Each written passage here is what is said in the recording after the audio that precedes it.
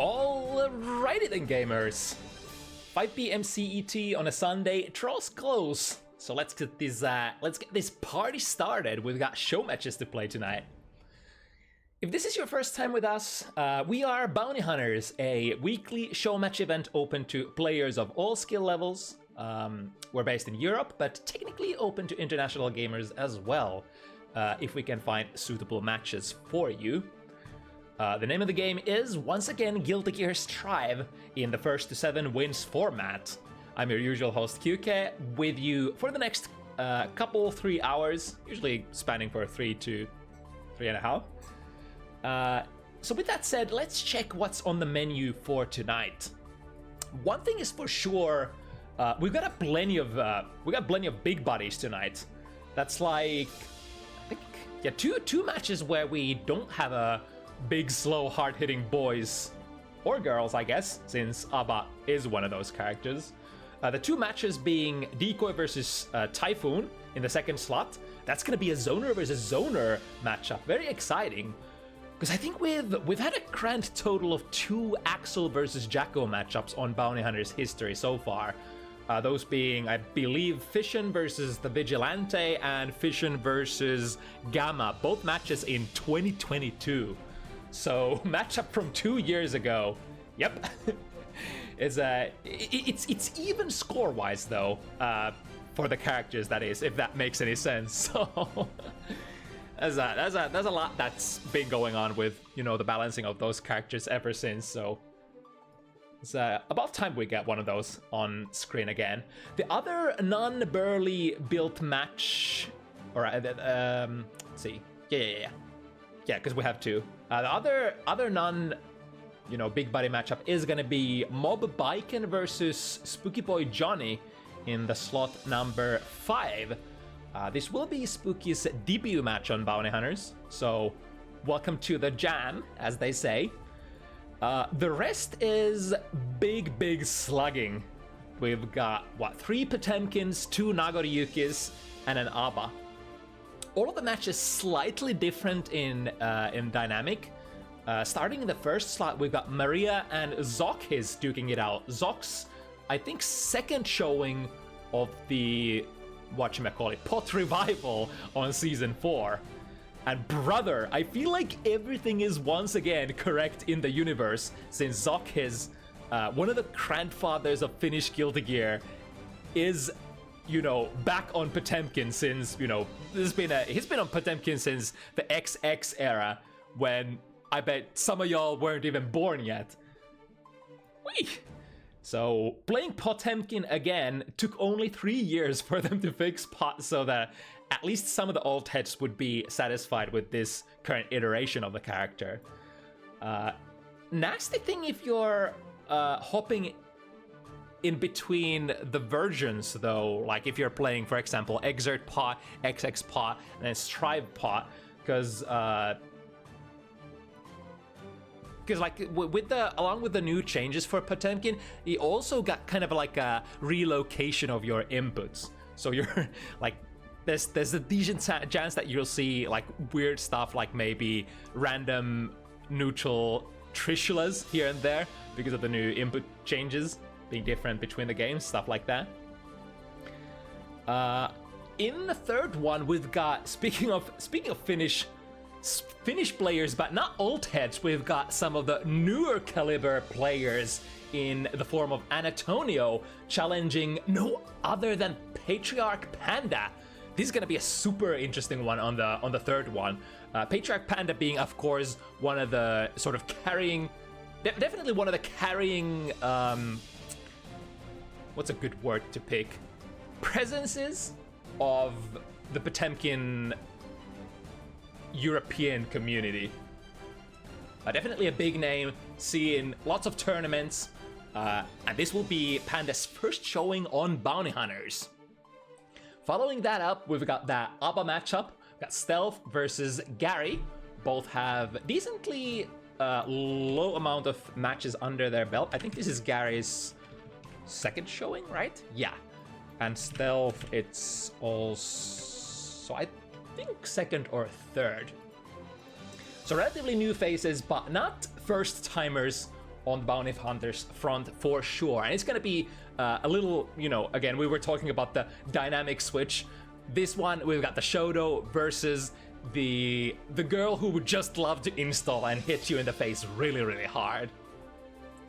And then for the last two matches of the evening, we've got that matchup. So Dragon versus WorstGuy, Nago versus Faust. We've had so many talks, so much convo on this matchup along the history of Guilty Gear Strive. Some swear that, you know, it's one of Nago's bad matchups. Sometimes it changes up and it's not. But one thing's for sure, Faust does have some pretty decent presence with his buttons in this matchup. But you know, it asks you to have the very decent fundamentals for sure if you want to tame Nagoriyuki like that.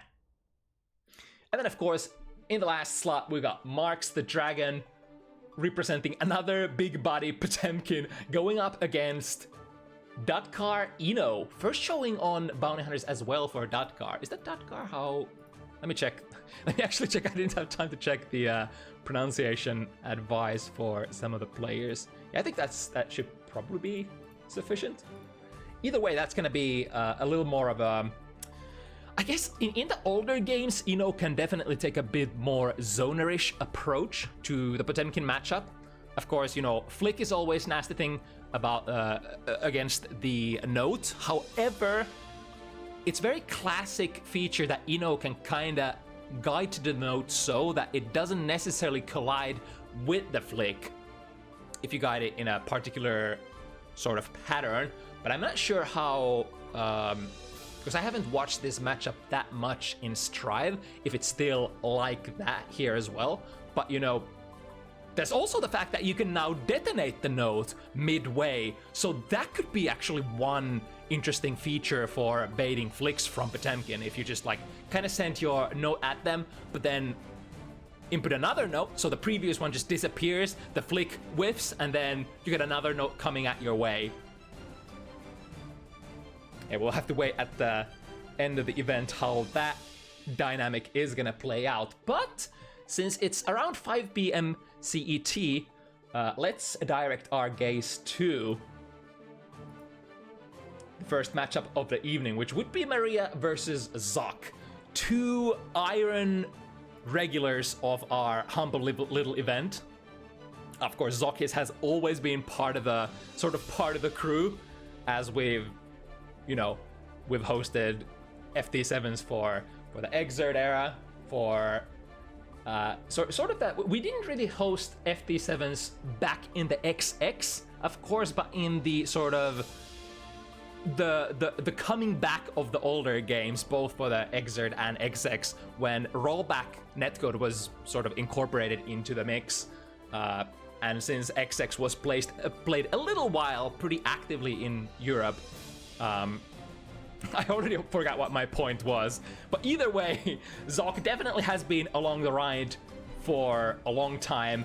And Maria, yeah, if you don't know Maria, you haven't been watching European Guilty Gear very much. Another super active player on the competitive front, as well as on Bounty Hunters. ZoK perhaps representing... ZoK is really kind of like hard to exactly pinpoint like what... Like if you want to describe ZoKHiz's playstyle, it's not necessarily as easy as with some other players, because ZoK knows how to switch gears very fast. ZoK will definitely test your knowledge, test your reactions, doesn't give you anything for free. If there is something to exploit, he's gonna do it over and over again and play according to that. Now lots of plus frames from the slide head. This is one of the new improvements. Slide head is a little bit more punishable now this patch, but if you block it, it's something like plus 10 on the sort of the guard crush. Oh, the second it actually breaks, ZoK is out of the armor. The Buster ends up whipping as well. The double jump clashes with the cheeks. A very classic Potemkin feature. Here comes the deflector. He's gonna push Maria in the corner and gets the overhead. That was a tap as well. Don't need anything more. You got the super there, making sure that the conversion is gonna go off regardless of what happens afterwards. Now Maria starting very fast here, spending a lot of blood, pushing ZoKHiZ towards the corner. The hesitation, waiting for some sort of reaction from Zok. The 5B grounding, ZoKHiZ back again, close slash, and just walking into the close slash resistance again. You gotta do a little riskier things like this if you wanna keep up your pressure, because Maria at the moment does have only what was that jump trade? Because ZoKHiZ trying to jump out of the corner, Maria going airborne and bringing out one of the best Nagaruyuki air-to-air buttons. That fast jump K. Oh, but here we find the Buster. The new improved Buster that now has armor starting from the 5th frame till I think all of the active frames are armored. It's a lot of blood. Once again, Maria pushing ZoKHiZ to the corner. However, with the fast BRC, oh, missing the combo. But perhaps, let's see if it ends up mattering. Maria here gets staggered. Burst out of the corner, we got a little bit of real estate, and here comes the blood burn, misses the combo, that's big though! Tries to backdash out of the, I think that was minus frames, because Maria did end up hitting the jump heavy very, very high up in the air, so probably recognized that that was not a great position to push offense. Tried to backdash, but, you know, ZoKHiZ was not ready to give any free space. Wow, both players actually missing there. Hello? Both players too early? Wait, how does that work out? Ramped up into the 6K. Immediate burst from ZoKHiZ and throwing a little extra in there with the heat tackle.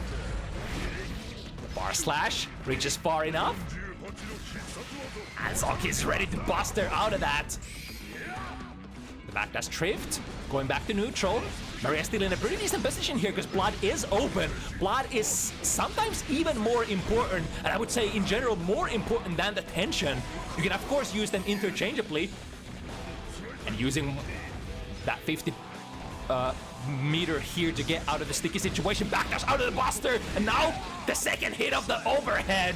Or rather the DP, which is an overhead. Can't combo out of that very well without a counter hit dispatch, but as a checkmate, as the last touch, it is so good still. Yeah, burst into the quick forward, Fukyo into Blade. The old classic, very hard to get out of. I think most characters will just have to. I'm not sure if you can even get out of that if you hold jump.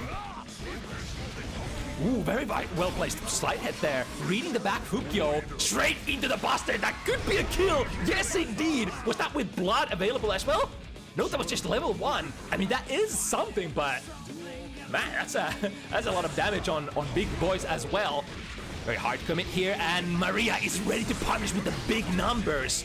ZoKHiZ waits for the blood burn during the special before the burst. Now Maria has a pretty decent position. This amount of blood, high amount of blood, changes your game plan a little. It kind of makes you into a more like zoning, boxing oriented kind of a character, especially if you have the target in the corner, because that 5 heavy does shave away a lot of their hit points even on block, but it is only -8, and many characters will struggle greatly doing anything out of that -8 if they don't have anywhere to move, if their back is against the corner. But now, speaking of that, Maria's back is against the corner, going for a frame trap with a gold burst successfully, so gonna be racking a lot of tension from that. Maria has blood open the jump slash from a perfect angle. This should be a kill. We have 50 ready. No RC. No worries. We're still in a pretty good loop there. Resetting the pressure, getting I think that was an ascending jump slash, a very Potemkin classic. Potemkin jump slashes tends to like hit very, very deep. So like you can perform it from an ascending angle from your jump in pretty much any Guilty Gear game. Oh, that's gonna be too late. And Maria recognizes 6P with a 5 heavy. Slide head is successful. Won't be able to switch sides here, and will miss the Buster as well. Into again, ZoKHiZ just milks out the maximum damage. No air throws, no anti-airs, just waiting for the target to land into the biggest Buster available. That's big thinking. I really love that kind of mentality in Guilty Gear Strive. Like, a lot of old head players would be thinking like, all right, this is just a guaranteed air throw here. Like, almost impossible to RPS your way out of that. But many times people are like, no, this is Drive. We want more. and they try to aim for perhaps like a landing recovery punish, or just command trapping people on landing as well works too. Has worked for ZoKHiZ 2 times now. About a 5k from the perfect distance whenever you are. And basically your tip range of your 5k, you usually have like pretty good buttons to press if you're Nago to Yuki. We won't be able to produce the second hit there, plus 10 for ZoKHiZ, but he is not able to escape the corner. 100 meter, are we gonna get to use any of that? The jump key actually extends the hitbox behind! Or perhaps, looking from a different point of view, maybe ZoKHiZ extended himself into that hitbox. But nevertheless, that was a really nice looking angle there. I think an angle where you would have had to settle for just the 6B to be able to go under. But now ZoKHiZ, with the massive murder damage, takes out Maria on this round. And a complete reversal. Maria starting with a full burst. ZoKHiZ still having to work for his. Ooh. Would be really nice to have a burst here. Maria burns a lot of blood. Oh no, missed the combo! That's not gonna be quite the pop. But now, if ZoKHiZ lands anything, it's gonna hurt so much. Maria still working with the burst. ZoKHiZ getting his back. Finds a frame trap into 2 as ZoKHiZ has to burst. Ooh, the Maria 6k quite can't make it in that situation. Jump over, the blood burn, another blood burn, and ZoKHiZ fuzzy jumps out. That's a big move! There was no way out for Maria other than get the bite, and ZoKHiZ knew.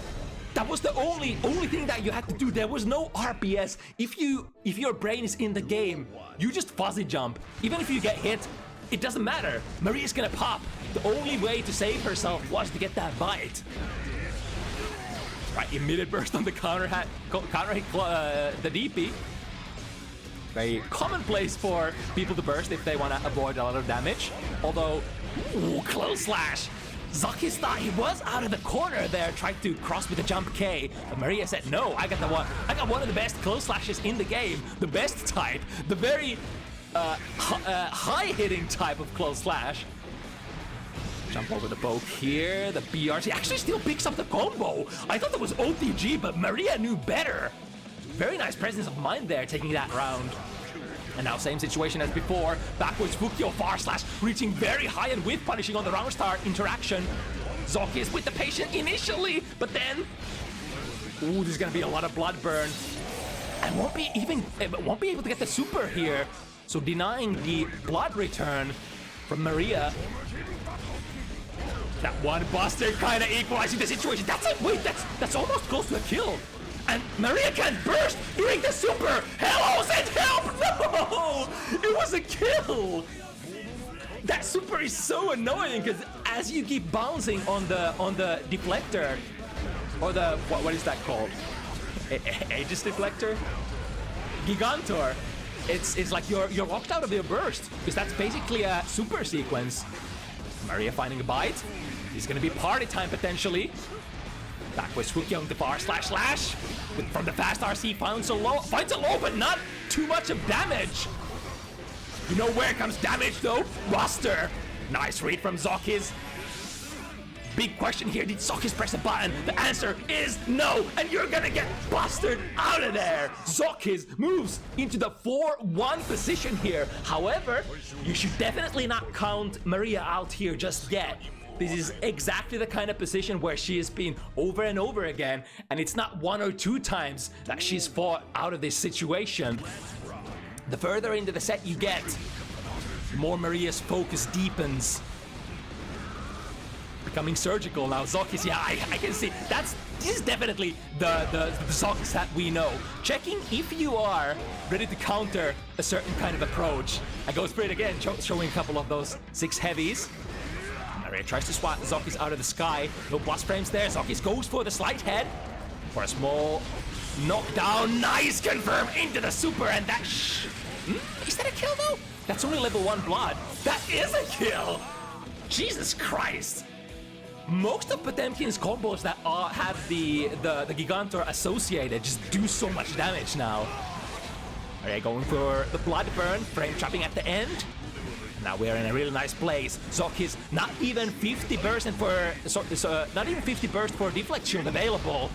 getting tossed around left and right. Maria has so much of everything. Finds the low, but not hit confirming out of it. Now the double jump, that was excellent. The double jump against the Beyblade approach. Misses the Buster though. This could be Maria's time to come back. Frame trap into the 2K from the close slash. And Maria is on the hunt. Has to go into this last round here on game number 6 without any burst available.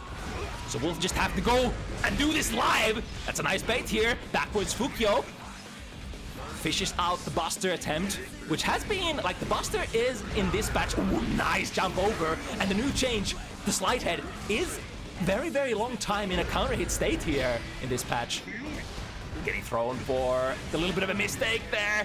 Fukyo into close slash, another starter step forward, close slash, finds Maria, big starter. I think this is almost a checkmate. ZoKHiZ has only 50 bursts to defend with here. Oh, never mind, gets barely to the 50 tension. All right, we have options here, such as the Heavenly Potemkin Buster PRC that ZoKHiZ went for, but it is definitely not foolproof.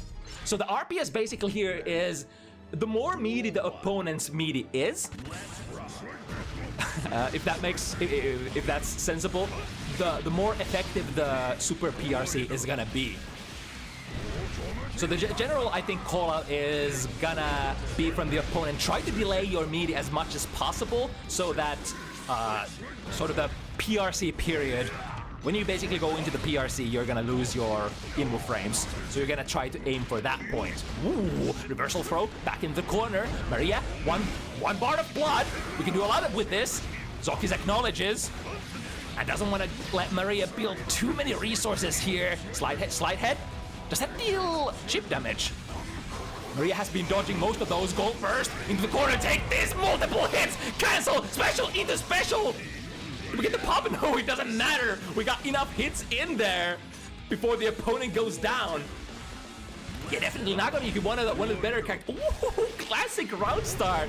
Just a slow ass. I mean, this sequence used to be so much faster in previous games. The hammerfall break into Buster used to be like one of the cornerstones of Potemkin's pressure. It is kind of like an okay tool still in the current Strive patch, but you know, it's definitely reactable if you kind of think it's coming. Now Maria is gonna be able to break the wall. Decent amount of flood available and more coming in from that super. ZoKHiZ has everything to defend with. There it is. This is the equalizer.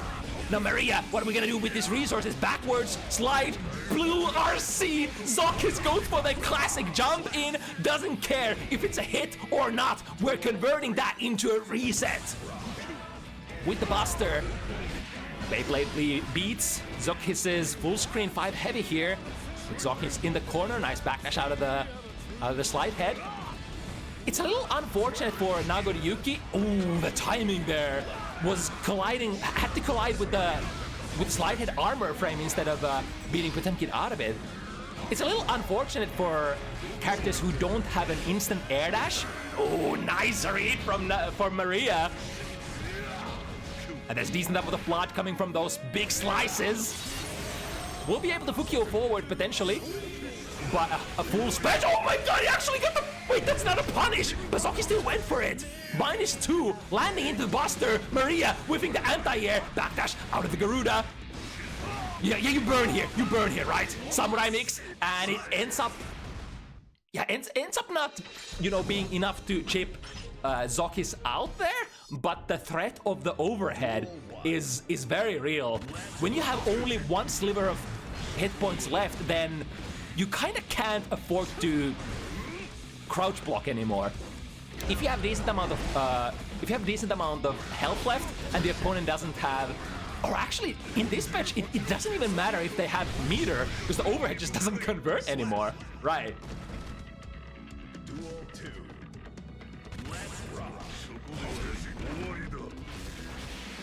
And the Buster to start off.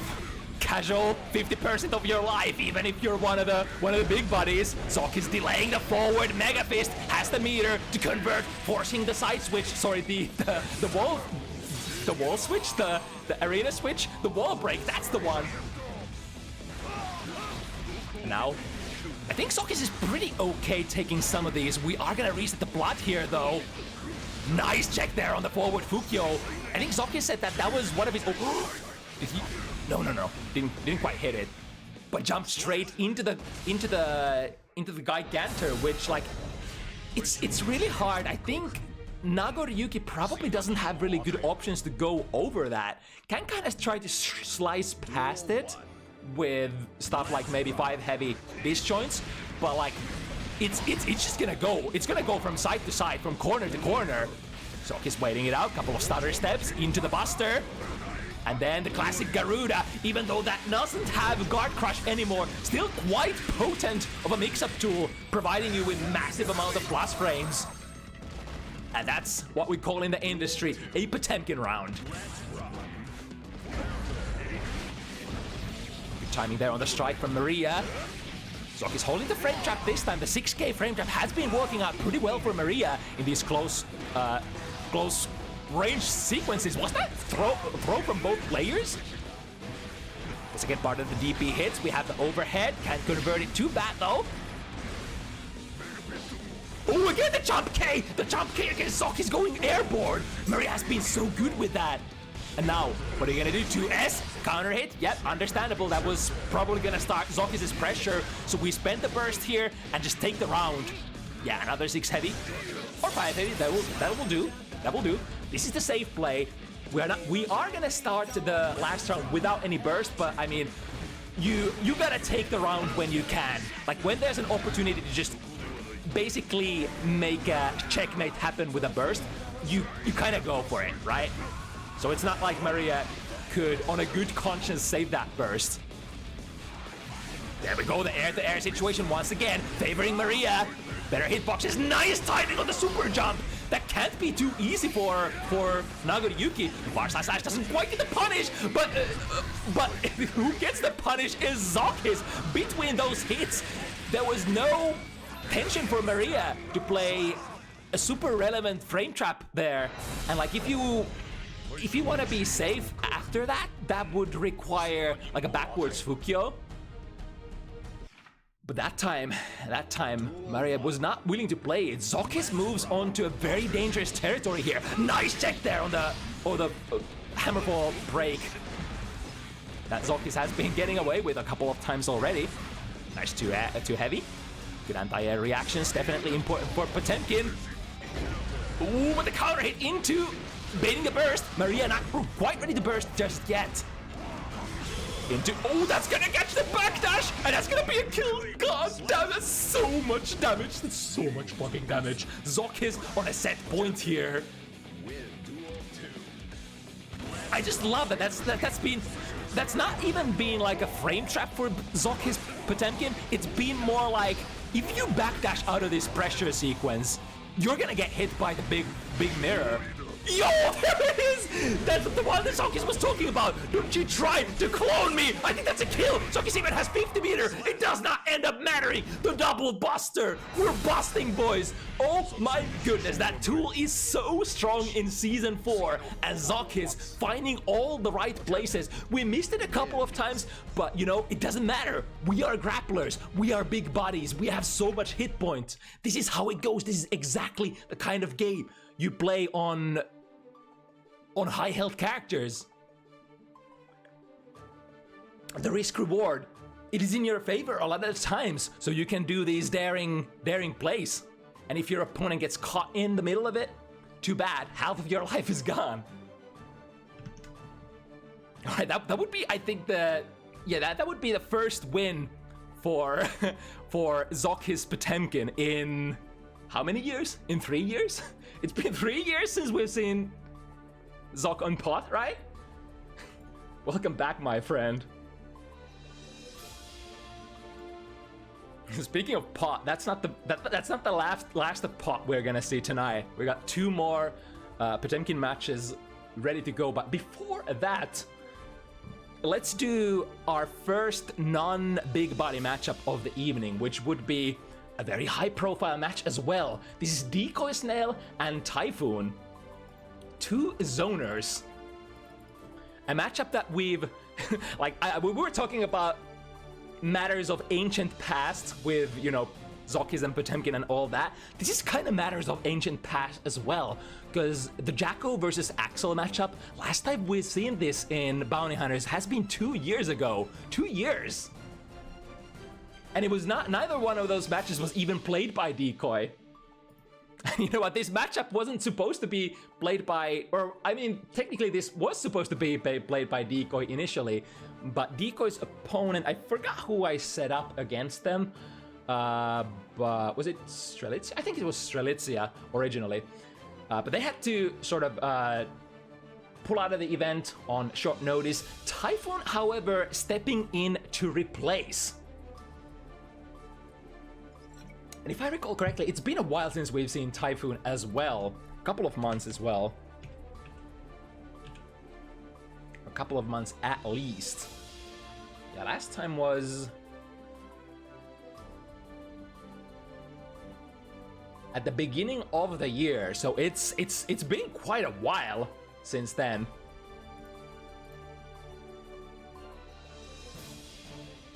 So this would be a decent showcase of these characters on Season 4. We haven't had too many Jacko matches on Bounty Hunters so far since the season switch. And the same goes kind of for Axel as well. Both of these characters were arguably tuned downwards. Axel lost some things such as, like, I think most notably the vacuum effect from Rainwater, which, you know, even though it kind of helps in certain situations, I think usually overall a nerf to Axel. The same kind of stuff happened on Jacko as well. Lost some, you know, big damage from counter hit 2D starters and got replaced by certain other utility tools, namely the soccer kick that can now be dash cancelled with the green effect instead of the usual one. It's kind of like a very unique kind of dash cancel. I think there's just no other character in the game so far can dash cancel out of their specials. But maybe that's like a mechanic that they want to actually bring into the game slowly, which I guess would be then the green dash cancel. Is that gonna be a thing in the future? Either way, let's check this out. Typhoon, Decoy Snail, two far-range characters. Which one is gonna have the edge here? I think it's a very rare footage of a matchup where Axel kind of can't afford to just fully hang back, because the more minions you take out, the more minions are coming at your way, will make it a little bit harder to play neutral. So far, Decoy Snail has been able to get in. Here's the counter hit 2D. We got the combos, we got the meter. Yes, indeed. And Axel being, I think, one of the very low to no guts characters, is gonna be taking massive damage on the latter part of his hit point bar. Nice jumpy anti-air into a small, set up the minion and just go from there. Ooh, interesting, missing the 2S anti-air there. The angle from Decoy Snail was a little interesting. Or perhaps the reaction on the anti-air was a little slow. Picking up the minion. The minion dropped during the jump, getting destroyed by the Rensen. And now the backlash caught in the command grab. One vision is still activated. Decoy Snail has so many resources coming out of the sequence though. Typhoon, however, chooses to back off. Play it very, very safe.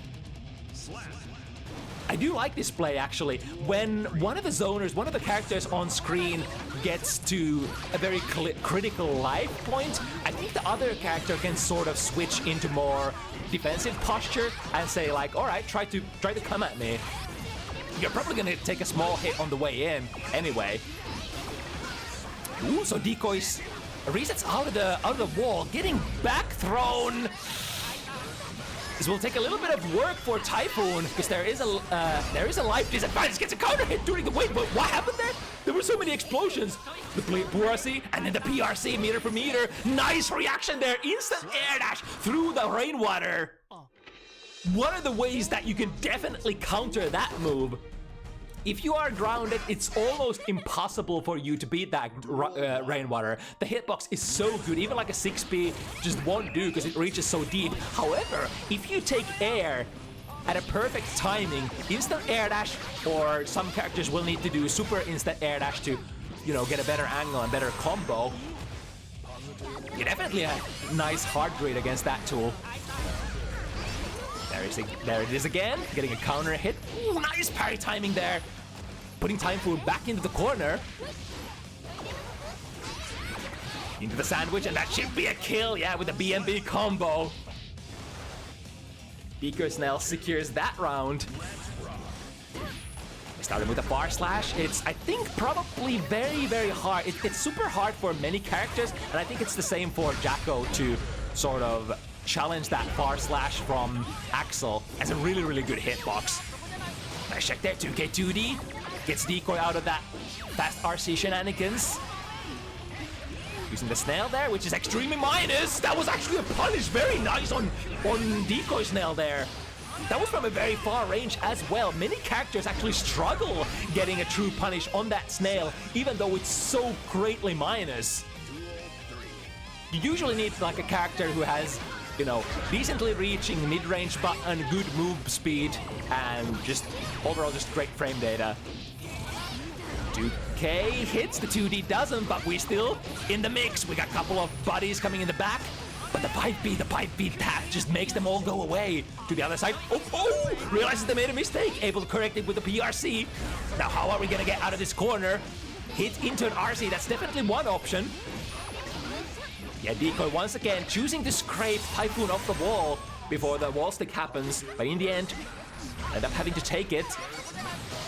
Typhoon disengages from the situation, but look at this, so much meter.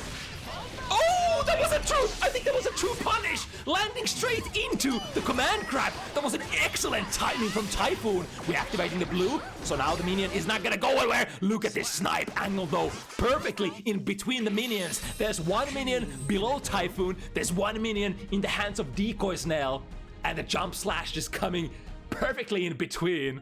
I think there was no time to even throw that minion. You would just fallen into the jump slash. Going for the hard bait here. Typhoon delays the burst a little, and in the end gets the burst value out. But now, oh, wait, what was that? Air dash over, and maybe the, yeah, looked kind of weird, but Decoy able to get out of the sticky situation and correct it back into where we are supposed to be. And now Super cashing out perfectly. This could even be a kill. I think this is a kill on Axel. Yes, indeed. Low guts characters, am I right? Nice, that is gonna be a punish. Waiting for the 2D. Often enough, like if you are not in the round start spacing, you want to take a small dash step and then block. Put yourself in a close range situation where you can get a punish against that. And even better if you're a DP character, because then you can RPS against the 2D into a soccer kick. But now Decoy seems to have a pretty good round going for them. Snail, ooh, interesting. No punish attempt here. But perhaps we don't need it because we are in the driver's seat. We are in the leading, or rather life-leading position. And that grants us the ability to play a little bit more defensive, as Decoy does do here.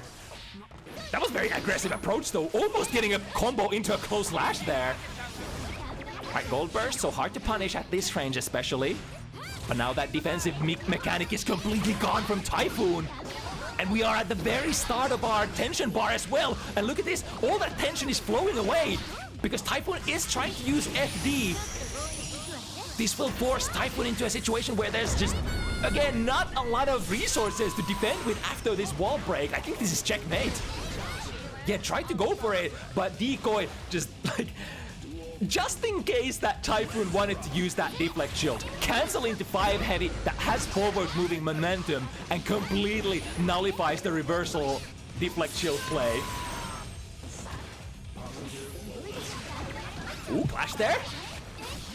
Decoy taking out a couple of minions. We have the sandwich here, and this could be close enough to the wall to break. We could see RC as well. I think nope, not quite. Just activating the blue and going into the checkmate.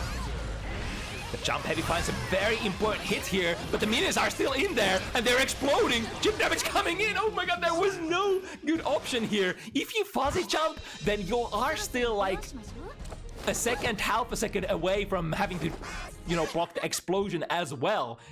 And in addition to that, you're gonna be in a very unfavorable air to ground situation. Granted, Decoy will also have to take care of the minions that they have set to explode. So there's that, but oh, they were able to see the burst coming out during the RC, and now Typhoon is in a little bit of a pickle. Will have to engage. Because you can't play passive here. You can't wait for the army to just grow in numbers, especially since Decoy had so much meter left to spend. Right, no rainwater cancel this time. We're dashing in though, however! The very early close range air dash, putting Decoy behind Typhoon and making the 2S anti-air whiff. And we get the cash out here. Once again, a series of really nice reach for Decoy. We have options here, but we have so little life. Gold burst from both players, and it's Decoy who hits the button faster. Or perhaps that might have been Typhoon hitting a high profile button and getting a low profile there by the 2D of Jackos. I blinked and I missed it and didn't quite catch what Typhoon's option was there on the follow-up RPS situation.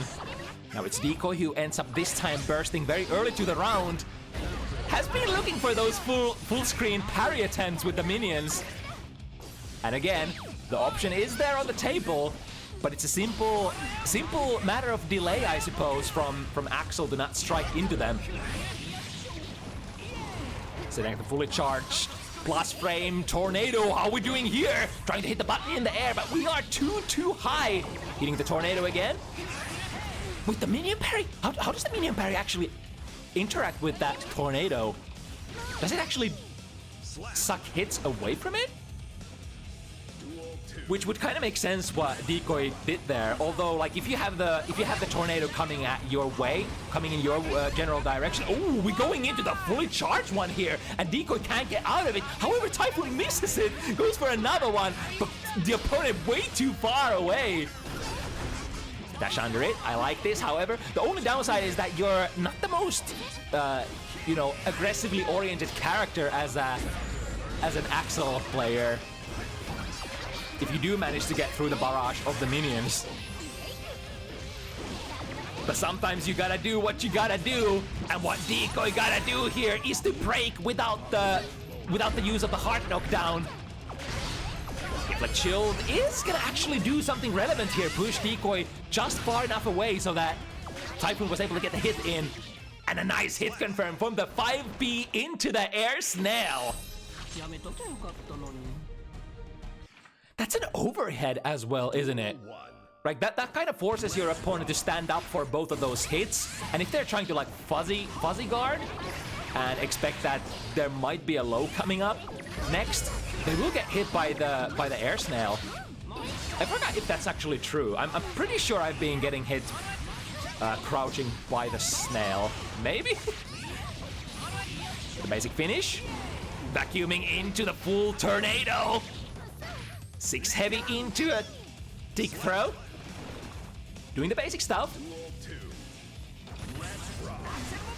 Ooh, that was a really risky round start there. Axel Bomber for sure leads, I think leads into really big damage, especially on counter hit. But now Decoy taking the wall break damage and will no doubt go into, oh, never mind, challenges there on the round start. But like any of these minions, any of these jump Ds, yeah, it's gonna be really hard to deal with for Axel. Because like as Axel, you don't really have, I think, the kind of buttons that you would like to have to destroy incoming minions. You more like have buttons that prevents the minions from being sent at your general direction in the first place. But if the opponent already has the minions out, then you're kind of in a difficult spot. Speaking of difficult spots here, is this gonna kill? This is very early into the combo. Not quite. Very close though. And again, yeah, the Deflect Shield comes out. Typhoon takes out the initial minions. But the full screen burst. Okay, he takes out the minions again. Maybe there's still hope. Blue is activated. Again, that jump slash arc. However, the minions are still alive. That would have been an excellent play. Super, super good play for Typhoon if the install was not active. But alas, the blue buff making so that Decoy's minions are gonna just stay there. And then the impending attack command that Decoy was no doubt mashing there. And speaking of those commands, we're starting this one with a parry one. A very large amount of damage. Again, scrapes the opponent off the wall. Can take a wall slump here. Recognizes that they have enough meter. And then pile driver them onto the ground through the wall and wham bam. Starting to be a very, very important momentum spot for Typhoon. Winning here. And if Decoy gets it, oh boy, the rest of the set is gonna be really tough. Nicely placed 2B, gets rid of the minions. Summoning another one. It's one of the last places that you can afford to, or rather can get an easy quotation easy burst out. Ooh, did they hit the button? No, they didn't. But Decoy does have the 100 meter to bail themselves out of this situation. Again, the instant air dash aggressively playing RPSing against Rainwater. Great fuzzy jump out of the throw. And into the juggle. The minion actually ends up breaking the wall. Typhoon in a difficult situation. We're actually not the most difficult situation. We kind of need like one more good hit. But the biggest problem once again, the install super. The minions won't go away for Decoy. So even if you manage to get a hit, Decoy still has those playing those minions on the field.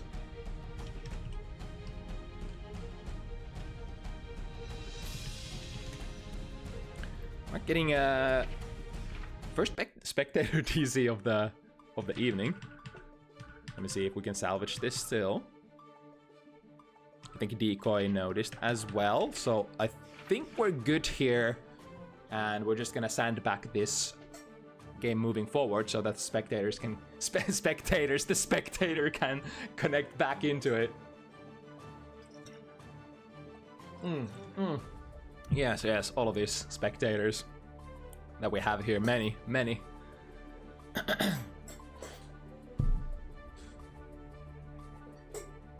So it is gonna be kind of tough for Typhoon going from here. Decoy only needs one, and Decoy has had such a firm grip on the neutral as well.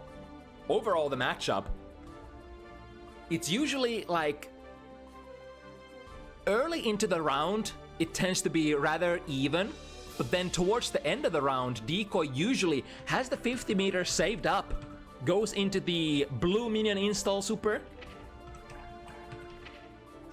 and at that point, it's like, all right, you can hit me, but what about the situation afterwards? It's kind of like if the blue buff is actually active, then you would have to land a very decisive hit. You would have to land a hit into a heart knockdown. Some of those like small taps like 5B, 2B might not be enough, because Jacko's just gonna go into the attack command immediately.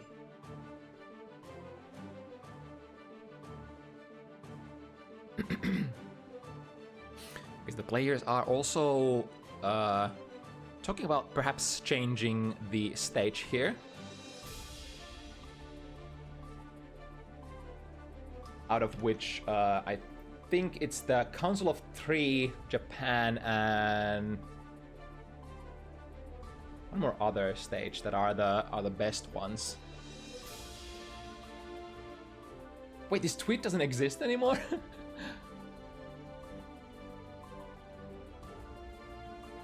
Damn, we used to have a tweet pinned that had exactly the amounts of lags for each stage, but I think it still kind of holds true that it's the Lars Canyon, Council of Three, and one more stage that are generally the best in terms of you know, your rig performance if that ends up being a problem for your computer. Right, we are going to go into this Council of 3 without... Oh, right, because the 2P actually ended up landing on decoy, so that despawned the minion. I was like, how did that hit the minion there, high up into the sky? 6k, nice presence of mind, getting out of the command grab this time. Decoy was only getting hit by that at the start of the set. Very understandable, because you're probably like a little cold, perhaps not expecting, you know, not sure what all the tricks can come out from the opponent. Going low, into, cross-up mix-up, Typhoon is blocking for now, until we find a hit into the corner. We could cash out here, but Decoy's now choosing to take the opponent off the wall until it is time to kill. Perfectly sequencing the pressure. With characters, like set play characters such as Jacko, it's so important to not break the wall prematurely. Because you're not only gonna lose your position, but you're gonna lose your minions as well. Nice bait there on the deflect shield. Typhoon on their potential last legs here. We'll be able to despawn the minion, go through the wall. 1/3 left. 50 burst, 50 tension. What are we gonna defend with? We take this defensive approach here for Decoy. Frame trap into Snail is successful. Here comes the burst for Decoy. Decoy wants to end it right here. There it is. Again, this plan, it's gonna explode. Oh no, it's following. But Typhoon gets there out of there just in time. Finds the 2P, immediate burst from Typhoon. This is still anybody's game here. Typhoon dashes valiantly forward, finds the far slash. Alright, Decoy choosing to take out minions instead of pressing the minus, or rather the plus frame advantage of that. The 5D actually meets the incoming minion, and then it ends up working out, and then the rainwater. What is this RPS? It all ends up working out for Typhoon in the end. Here's another one, anti-air 5D. Very strange options, but we are playing. This is another potential set point. Half of your life gone. What now, Typhoon? Are we still in there? Is there somebody still on the other side of the controller? It seems like nobody is home, and that would be 7 points for Decoy Snail. The plan was clear. Play neutral, build meter. If we're still playing neutral at the end of the round, activate, install super, the blue kind, never the red one. The blue is so good. And then take the win with that. Very classic kind of zoner versus zoner matchup. I think that like the game plan for Decoy was very akin to like a Street Fighter kind of game plan here. Never really saving the resources to capitalize on potentially like any sort of offensive situation. Just thinking about the neutral, thinking about the safest way to achieve the victory. Often thinking about stuff like life advantages and stuff like that. Can I actually, like, how can I get the win here without interacting with my opponent? Oh wait, was it a desync? Ah, okay. Then that would mean we're still at 6-2.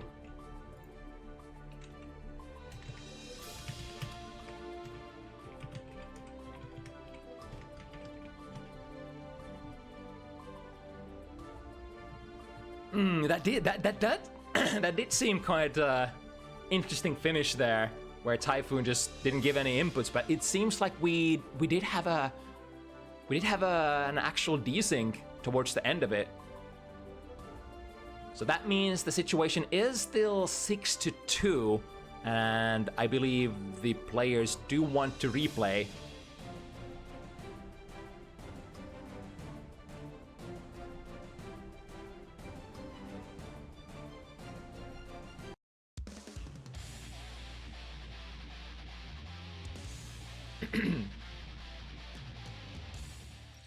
So that means the ride is not over yet. The rodeo goes on.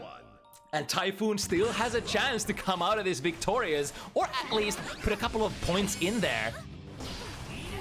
I mean, we've seen crazier comebacks during our Bounty Hunters times.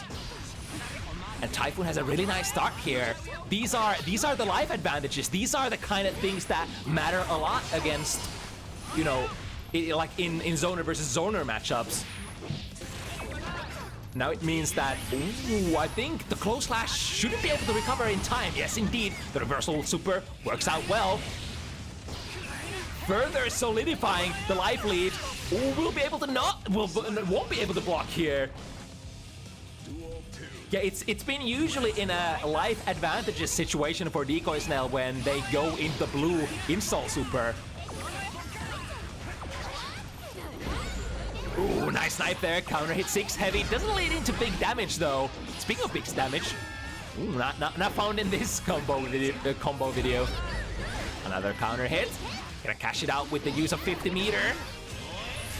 I think ZoKHiZ is respecting here, so we'll be able to jump over that fireball super.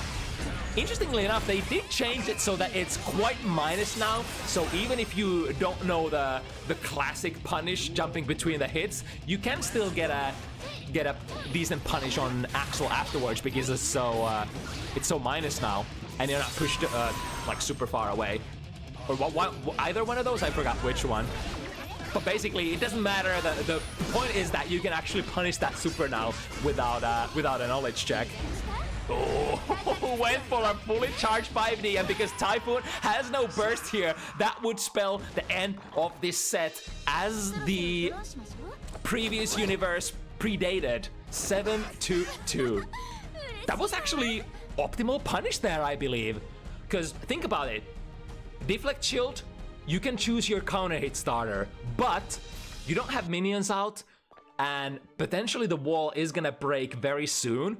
So that's one of the very rare cases where fully charging 5D and taking an opponent out of the wall situation is actually the most incoming damage. It's like just has the most damage potential, because the wall break would lower the amount of damage that you can do. So ZoKHiZ just had basically a stroke of genius there.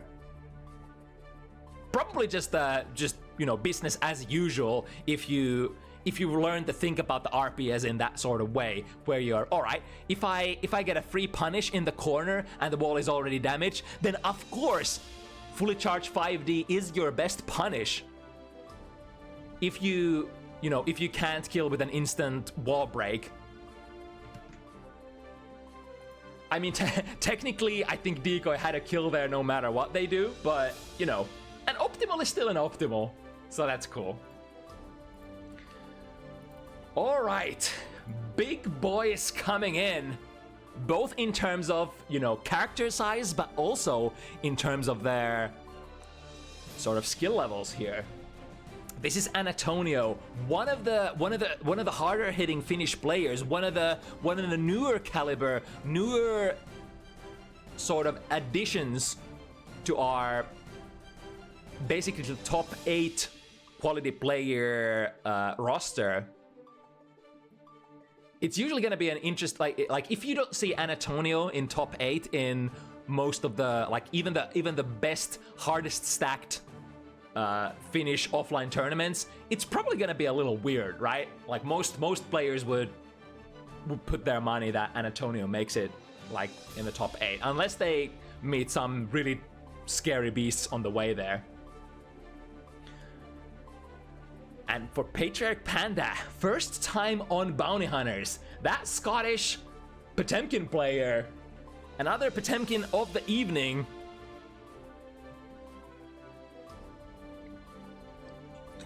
Or rather, the second Potemkin of the evening. We've seen this match a couple of times. I think it's like, from Potemkin's side, at least in previous patches, you have had to be really, really careful and play very patiently, play very defensively, because, you know, first off, if you whiff anything, yeah, you have good buttons, yeah, you have good range and stuff like that, but Giovanna is one of the characters you can't afford to whiff basically anything. So neutral, it's so hard for Potemkin to like get to do stuff through the neutral. So often enough, you find yourself in positions where you've actually defended for a very long time, and then get to your win condition by getting a successful read on the defense, like backwards Mega Fist maybe on season 3, or Buster is a very common defensive option, as we saw in the previous Potemkin matchup in season 4. Now that it's armored.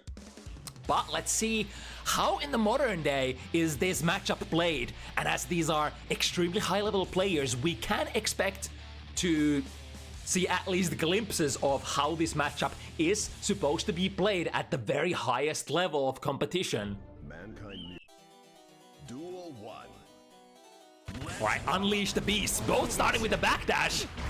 Understandable for, I guess it's kind of understandable for both players. Giovanna, of course, has that massive, beastly, I think 10 frame start at 5 heavy, which is kind of hard for Potemkin to challenge. So you kind of want to disengage if possible. But also for Giovanna, you just kind of want to go into your best with punishing position. Ooh, the multi-hit won't actually end up registering there in time before the hammerfall hits. But Annatonio maintaining the corner precision nonetheless, building up to that 100 meter, which does enable your defense and offense boost modifiers.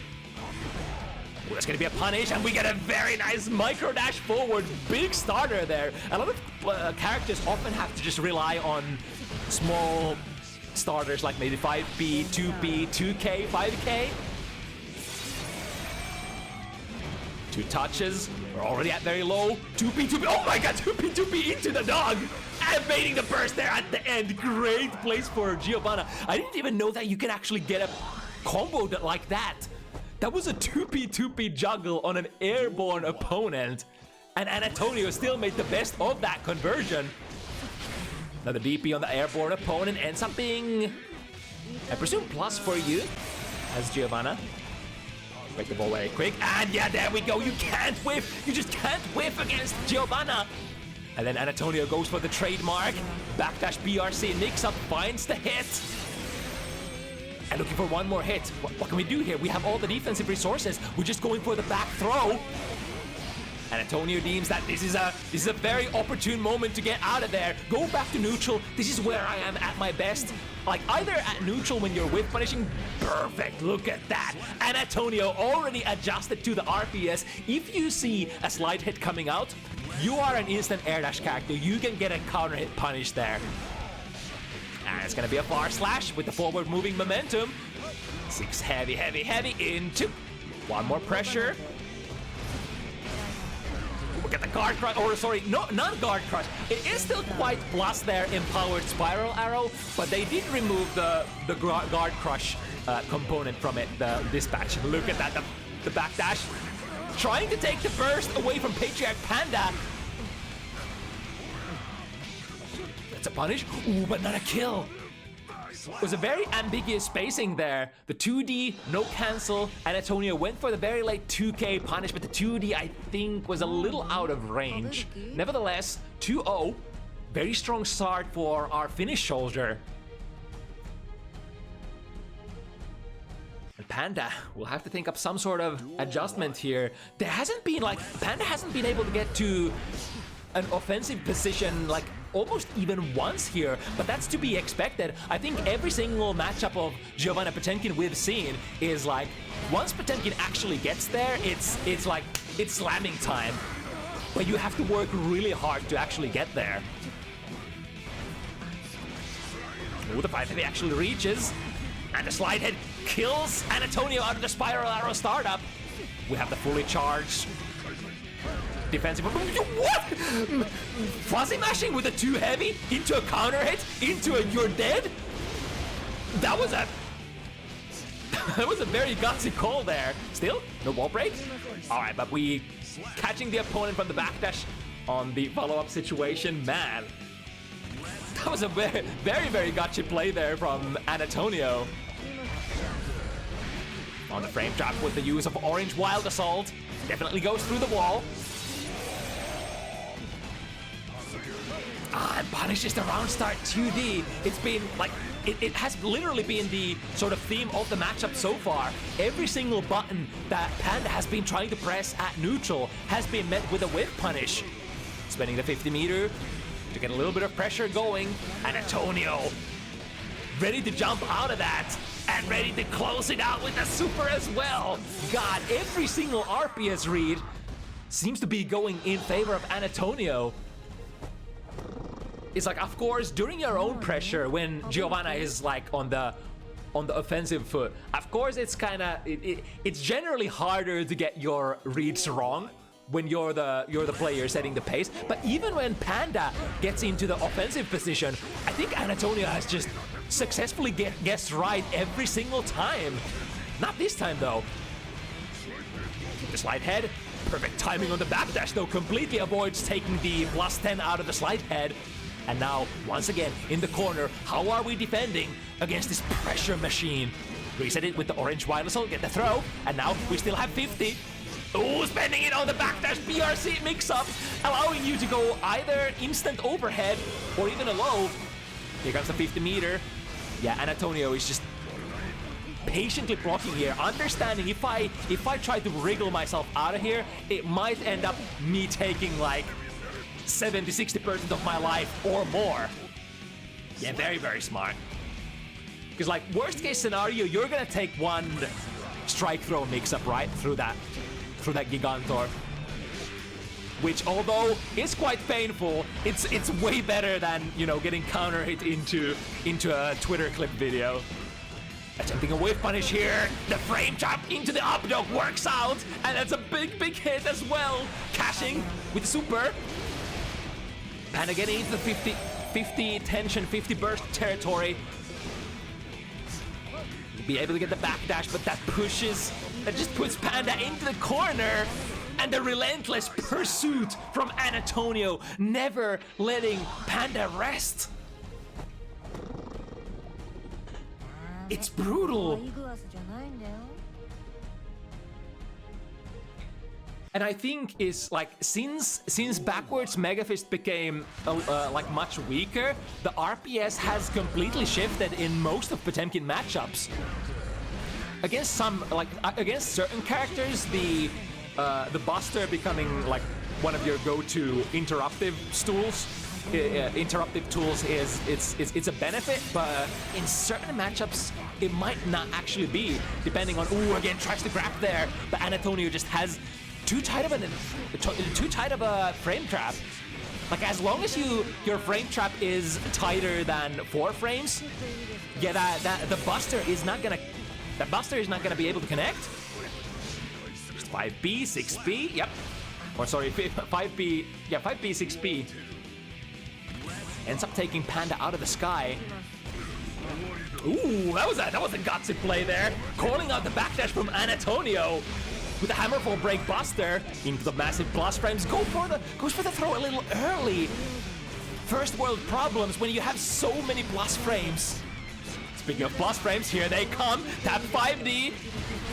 This is a rather costly conversion, but I think Annatonio doesn't really mind going back to neutral here without the super. Because of, well, you know, with punish potential. Panda wants to push it. There's a good use case of the new changed blue Wild Assault, which allows you to keep your pressure alive. I think won't be able to get out of there, push them out of the. Ooh. I think this whiffs, right? But what is Potemkin gonna punish with? The massive distance built between the characters because of that super takes Giovanna so aggressively forward. I think like slide head is probably the only thing that you can do there.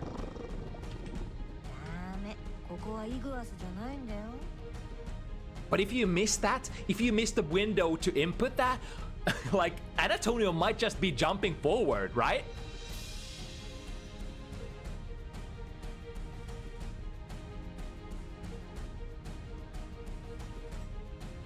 Yeah, I mean, this matchup has always been kind of tricky. It's like we said, this matchup requires you to be so incredibly patient. And I think like Shady is the only player that I've seen playing this matchup like successfully, and even that looks really painful. Like one of the strongest Stripe players I like we know in Finland. This is looping so many. Oh, at the risk. Goes for a hard bait on the burst though. And he's finally ready to unleash it. 5k 2D. Tries it again into plus frames. Oh, luckily the 5k has so many extra active frames now in this patch that it ends up catching Annatonio's backdash. But catching the backdash is not enough. You have to convert out of it. If possible, you have to make every single touch count in a tough matchup like this.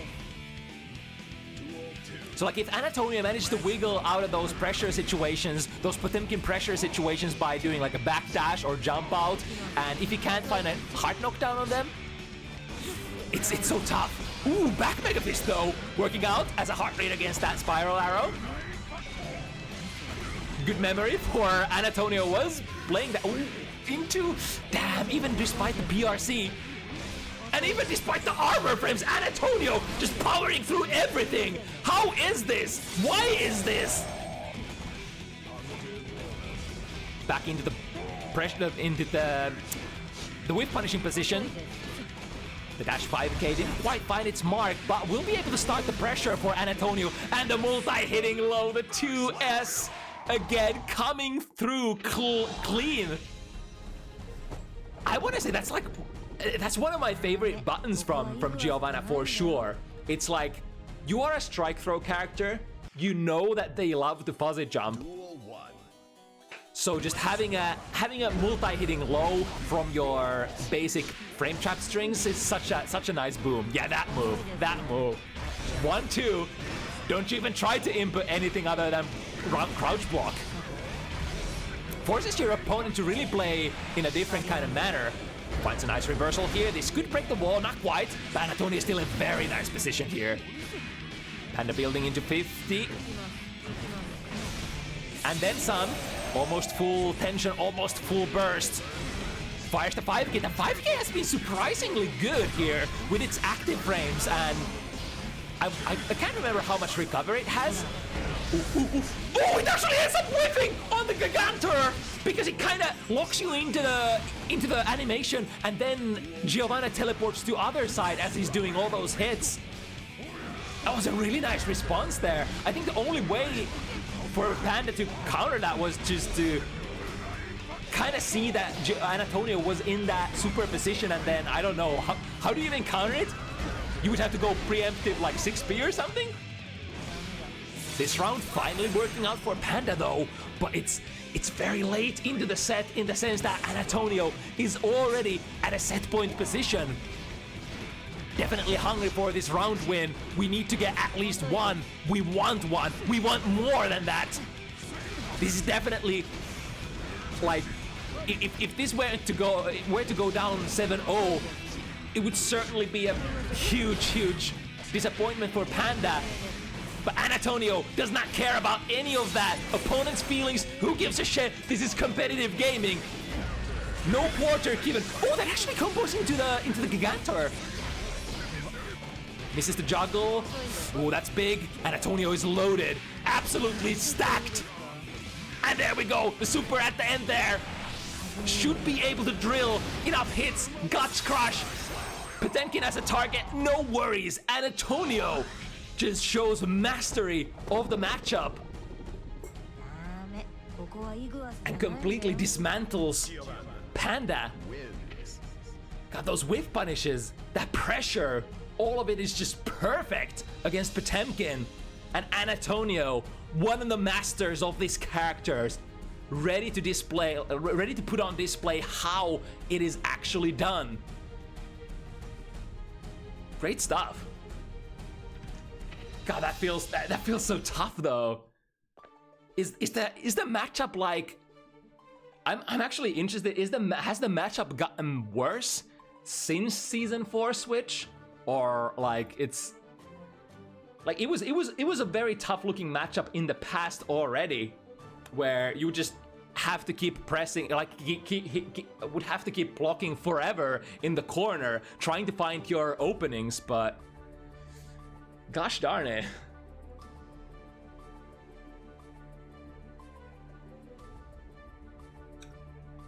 Alright, next up, we've got Stealth versus Gary. Slightly, I guess, less a slightly smaller body plays here, even though, you know, technically some characters, or rather some players still consider Aba, you know, among those big body characters, for she is very slow without the install. In fact, probably the slowest character in the game. I mean, at least she has a dash, unlike characters like, you know, Nagoryuki or Potemkin. But then on the other hand, when you do get the install out, it's big body no longer. We're basically the synthesis of Chip, Zaneth, and what's a good other example? Chip and Soul, maybe? Soul doesn't even force guesses that fast as like the Jealous Rage Abba does. Abba's just a really explosive package when you do get into that Jealous Rage.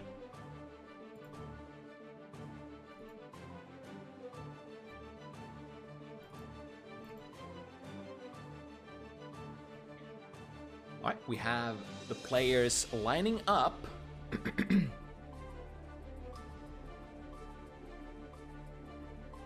The Futse's man and himself, Kai Kisk. Facing off against one of the most explosive characters in Guilty Gear Strive. Abba is all about the unique resource management. Like, usually combo damage, don't care. Tension, don't care. Everything that matters is like how much, like, do you still have your unique resource at the end of your combo so that you can refresh, go into your mode, and then mix the opponent up again. Routing into wall breaks especially, super important for Abba. Starting things with a very classic 2S from Kai, electrifying the opponent. Oh, that's a counter hit, yeah. It's probably a decent opportunity to burst. 6P ready with it, yeah. Even though Abba does have really explosive, like fast instant air dash arcs and good buttons to follow it up, a standard 6P should be able to stop it most of the time. Ooh, uninstalling at a very unopportune moment. I think can't get punished there, but when you pop out of Jealous Rage, you are forced into that 10 frames of block where you aren't really punishable, but you have to block, and if you don't, you're just gonna get hit for free. Kind of like airtight situations, such as like maybe the +10 from YRC when opponents get hit by as a black beat. That's a very, and it's +10 as well, so it's exactly like that. It's kind of like yourself imposing the guard crush of YRC upon yourself when you pop. Nice bait there. Ooh, the last ditch effort of the gold burst. But Stealth was ready for even that. Definitely good knowledge of the opponent's tools here, right from the get-go. Mankind knew that they cannot change. Understanding when you can attack, understanding what the opponent can do depending on their, you know, their state. And then, of course, understanding of the opponent's universal defensive resources as well. But now, big activation, founds the low. This is big damage coming in, misses the follow-up. But still, 5 seconds left on the clock. We could potentially YRC here. No, we're just gonna go straight into the Keeper of the Key. It's gonna be airtight, mix up. What was that? Was that a throw attempt there?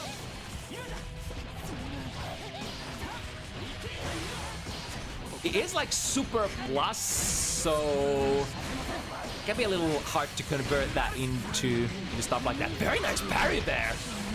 And so far, I gotta say, Gary has been able to accumulate that 10 seconds of Jealous Rage very easily, quotations easily, very fast from a defensive position with some of those. Oh, this is definitely gonna kill with that amount of Jealous Rage. I mean, it's just a couple of extra ticks, but still. They did increase the damage of that, you know, fully cashing out reversal super as well. So it feels even better to go into when applicable. Starting with a parry once again. That's around 25% free Jealous Rage for you. And here we activate. Mix up time overhead into. Too bad that this is like the worst feeling you can get on Abba when the wall breaks after the first hit. Going to a couple of lows. Ooh, no punish there on the on the Rekkas.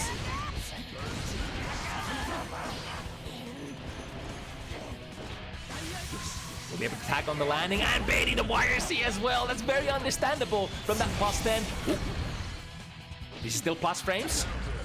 But without the activation, without the install mode, the Keeper of the Key is actually not the most interesting super. It does give you like I think +7, +8, something like that. But unless you're already point blank with your opponent, and usually on your normal mode, you are not gonna be. It's like really hard to utilize those plus frames, unlike the install mode where it's just like plus infinite amount of frames. And you can just jump in, or rather dash in and get a mix-up.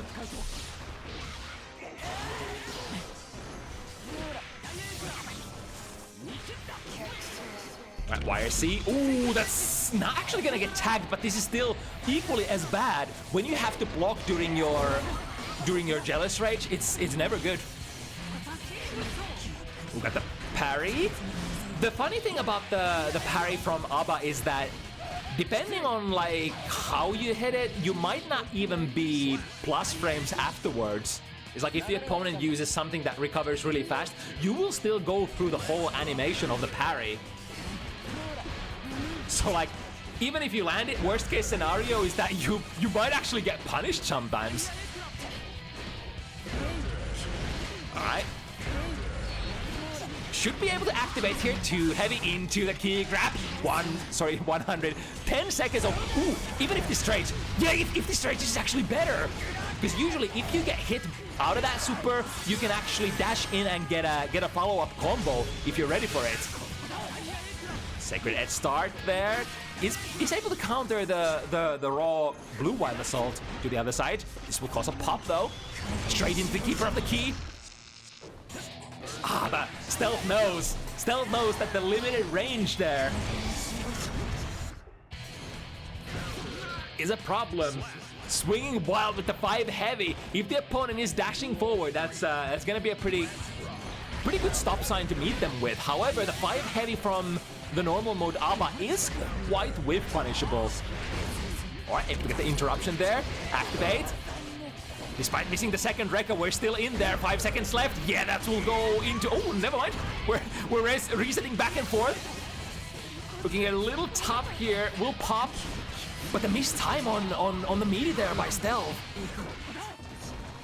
Usually the safest play is if you see the opponent popping in front of you, take a couple of dash steps and go for your close slash. That's like the best bang for your buck that you can get. YRC, understandable. Waste the opponent's Jealous Rage gauge as much as possible, but that won't be able to get Stealth out of that sticky situation. Gary will take the leading position, I think, for the first time here. Very early into the set still, so there's a lot of different kinds of developments that could still happen. Stealth starts out very strong. 5k, dash cancel. No reaction from the opponent. Deactivating with 5 seconds in the clock.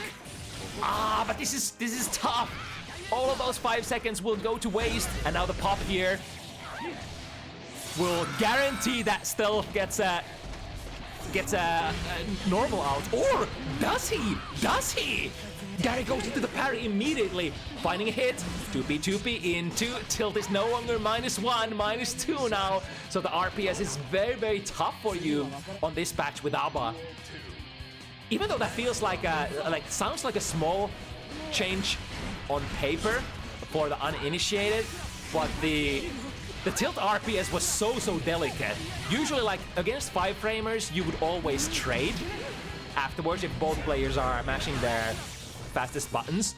But because you have a 4-framer naturally as ABBA, you would win that clash every single time. Right, trying to activate from that +7-ish, but that's not enough time. And Stealth is not gonna take that. Ooh, nice block. Good challenge. The overhead is -2 on block. So technically, it is like... It technically does sort of force the opponent into doing stuff like backdash if they, you know, want to still try to RPS afterwards. But on the other hand, it's ABBA. Sometimes you're like, oh my goodness. Even if you, in the heat of the moment, you block the overhead, you block the Jealous Rage overhead, you're like, all right, I'm +2, but then you just can't get a successful optional afterwards. Right, started with a Gold Burst and finding a really good hit as well. I think in previous matches that would have gone even further. Making sure that we have that frame advantage here. Out of the bar slash. Able to get the interruption here from Gary. Using that dash cancel, or sorry, not dash cancel, the command dash cancel to its the really good effect here. Dancing out of the stance. Making sure that we have all the juice available for next pressure situation. Deflect shield. Will push Gary out. Now Gary desperately looking for that install somehow, but won't be able to find it, unfortunately. It was tough because, like, it was sort of like a... ooh, nice command dash under there. It was sort of like a value proposition between, am I gonna uninstall now?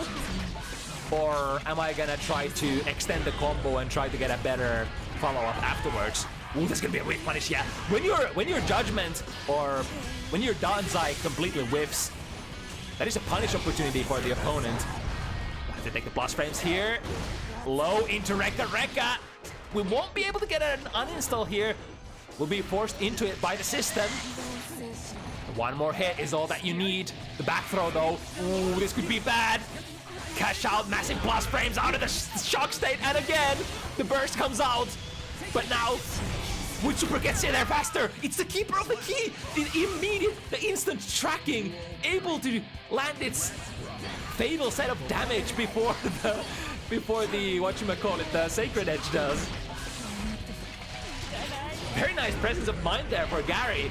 One of the actually few good situations to use that tool so far. I mean, it's always super good if your opponent is being very, reckless and dashing forwards, trying to press buttons against your normal mode, where you can kind of get value for a keeper of the key.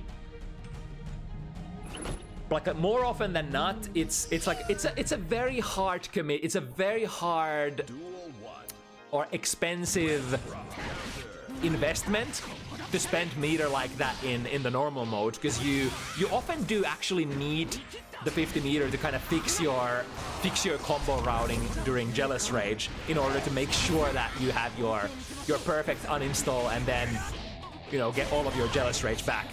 Like for example here, I think Gary could have in a best case scenario saved it by using an RC into key grab and then finish the combo with another key grab, that kind of stuff. That's why that's the most effective use of tension for ABBA, I would like to say.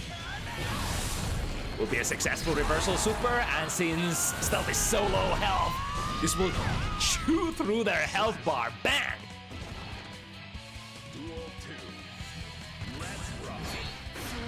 Again, that command dash has been bringing in so much value for Gary. If the opponent does pick high-profile poke options such as, ooh, this is actually a cash out.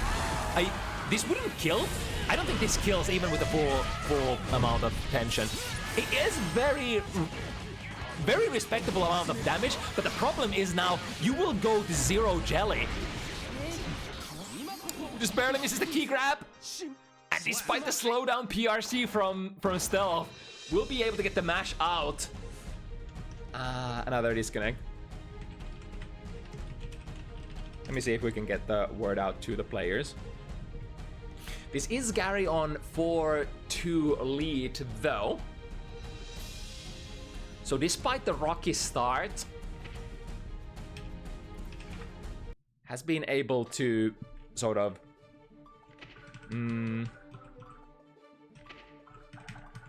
adjust and bring it back to a very advantageous position.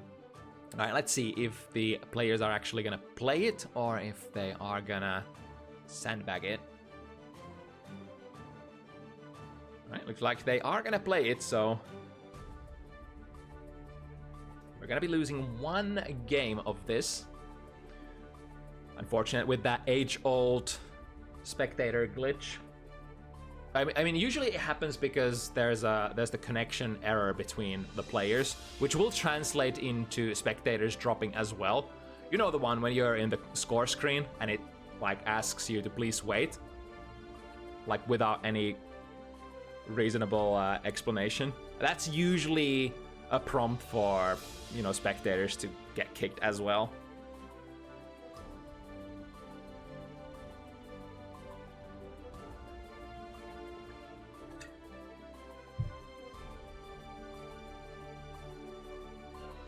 Yeah, Abba is a very interesting character who asks you to play the game in a completely different way.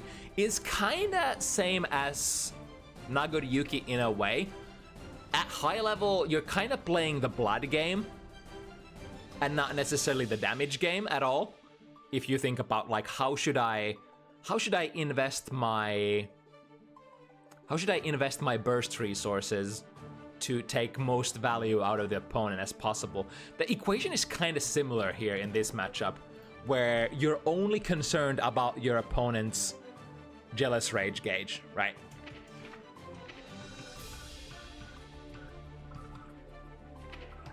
So the win goes for stealth this time, coming just a little bit closer to Gary's 4 points.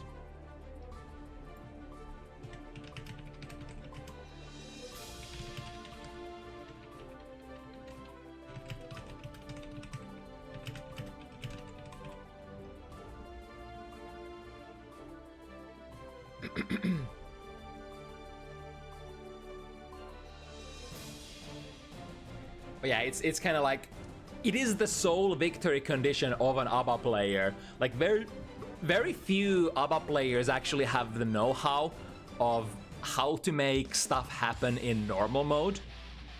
And for that, you usually have you gotta have the ability to Karaki grab, right? Because you don't have basically any pressure whatsoever unless you can do a Karaki grab. You just get pushed out immediately by FD after connecting like one normal on your opponent's block. But with Karaki grab, you can actually do some like respectable, like decently respectable pressure even during a normal mode. But that's even if you can't utilize the normal mode to its full extent, that's kind of okay, because the character is so damn powerful when you finally get into that install mode that you can just win rounds straight out of it. Interesting. Trying to burst here at the end of the Massive Plus Friends, was probably worried about getting chipped out. Going under the far slash once again. Big value. The neutral jump gets 6 speed by stealth. And into that classic 5k dash cancel. Into thrower buttons, keeps working out for stealth. Taps the 5D.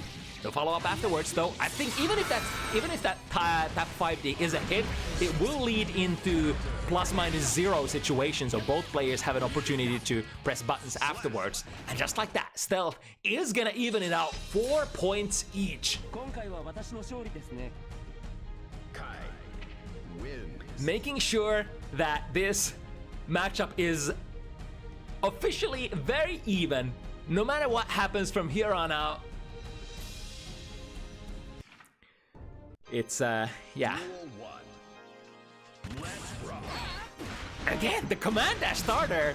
I think at this point, Stealth must be thinking about, like, should I maybe go for a low, or maybe it's like another interesting option for many characters who have like far-reaching, fast-recovering buttons. Should I press like 5B? Should I press 5K perhaps? And then punish the command dash on recovery? Because you can definitely do that. Ooh, but knowledge check, the second hit here. The usual stuff is like either you punish between the hits immediately, you dash in and get a punish after the first hit, or you wait up and let the second hit come out as well. Well, despite that, Stealth is able to take this round successfully.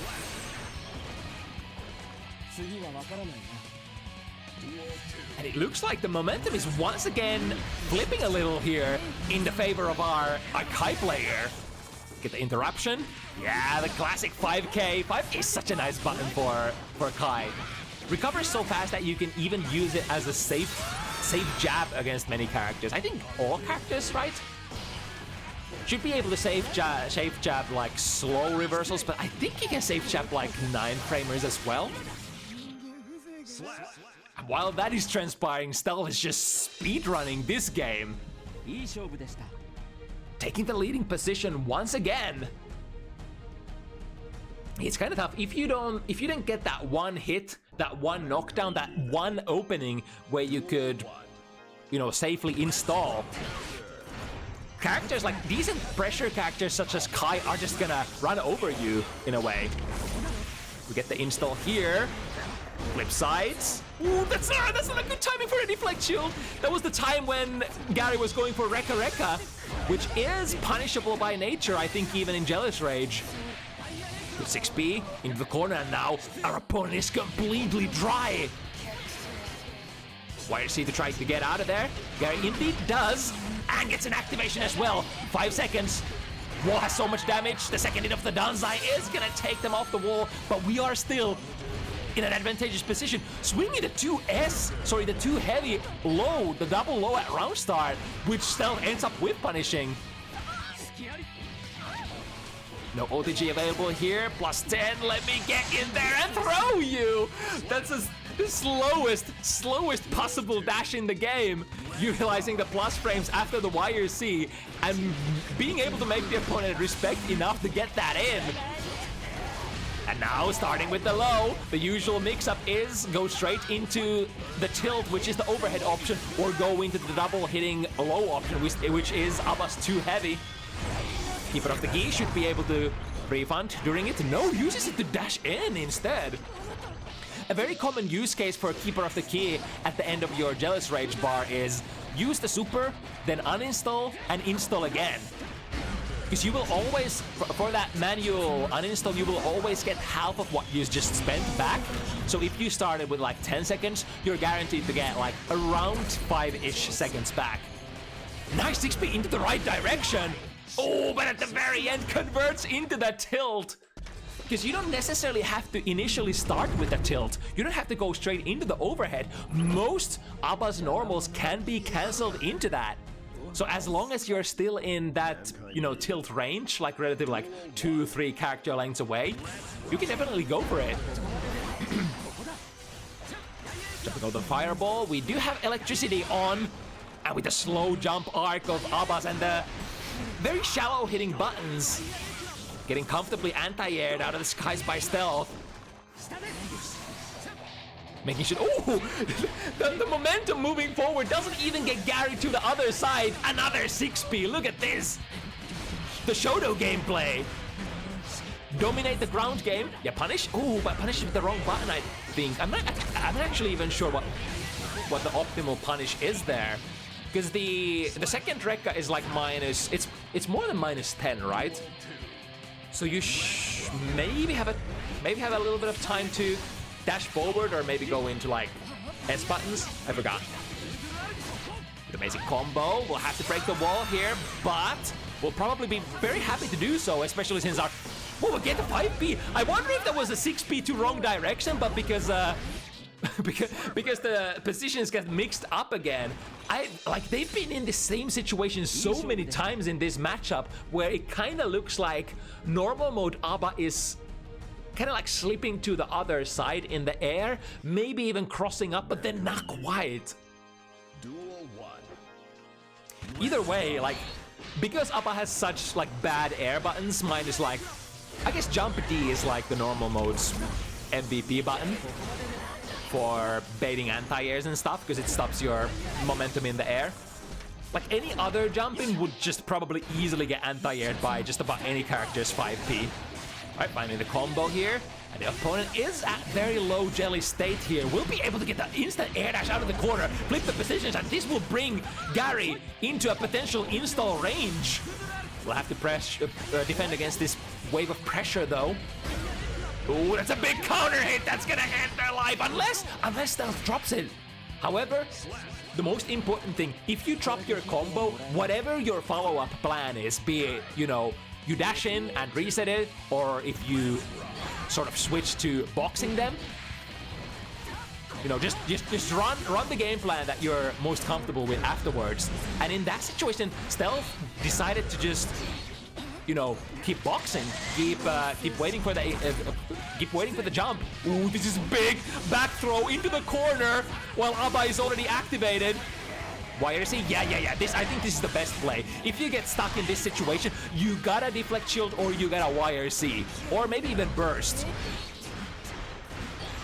Look at this, the command dash! Again, the command dash is the MVP! I think Stealth is using very like defensive options, which allows you to derive a lot of value from that command dash if they're not ready to press buttons. And again, going under that bar slash for the 20th time this set. It is technically the first set point position for Stealth, so this could be the beginning of the end. YRC, get me out of there. 5k dash cancel. Both players have had their favorite sequences on offense, and that seems to be the most favorite thing for Stealth. Yeah, -2 now. Even the 2k is able to beat Gary out of the follow-up situation. Gets hit. Is that the combo? No, the combo misses. One more hit. Sacred Edge. And Gary tried to press something. It kind of looked like that was the startup of a parry potentially, but that parry is so slow to start up. I think like, is it 7-8 frames, something like that? So it's not really a parry of the same kind that many other characters have. Stealth will be in the end. We'll be able to take it home, but it was very back-to-back action. Even at the very end, like 5-5. Was anybody's game to take. But with the Guy fundamentals, being able to prevent the opponent spending time in the install state, which is the crux of just about any ABBA matchups. Especially characters that do well at neutral against the normal form. And I mean honestly, many characters, like no matter what character you are, you probably are doing fairly well. Unless you're like a rushdown character who has very stubby normals and just can't play any other ranges than point blank. However, like how many characters like that do we even have in the game? Not too many, honestly. Let's see. So I think Spooky said that they needed to eat earlier. So let's check. Okay, Spooky says that they are ready to play, so we can proceed as per schedule here. So that would mean we're gonna play Spooky Boy Johnny versus Mob Biken next.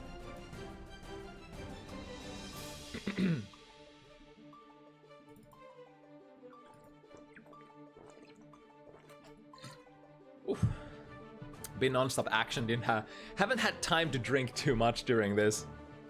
Taking every opportunity to, you know, when I'm not talking shit, just take a big gulp and nurture those vocal cords. I think we have both players in the lobby, so we can go into it straight up. Johnny versus Biken. Yeah, this is definitely Johnny's advantage in terms of range. Biken tends to be one of those characters who can be zoned out by some of the better long-range keep-away characters. And Johnny kinda represents that category. Mistfinders are just way too fast to be contested by like the heavy kabare, unless you have like actually like the most goated perfect position you could ever dream about. So it's probably very feasible to expect that Biken is, during this matchup, trying to fight her way in, try to get into that, you know, bulldozing position, try to get that S-kabare in, try to get the mixes in. And for Johnny, I guess you're looking for that hit at neutral. If you find it, try to get a draw, or sorry, deal. Slice the card, get the guard crush, and then go in, mix them up. Both characters definitely flow really well into their victory conditions if they manage to get the initial hit in. But of course, Baiken perhaps a little more explosive in that. I mean, I'm a little hesitant to say that because Johnny is very explosive as well. Because like you can force your opponent into just not being able to do very much out of guard crush, and then it's like strike, throw, high, low, and you get the idea. So anti-airs will be. Let's assume that Johnny is the keep away character here. What is the most important thing? Oh, tried to go for a red parry there in the middle of the sequence, but timing has to be perfect. But yeah, back to my original thought. If we assume that Johnny is the keep away character, unfortunate miss there on the super.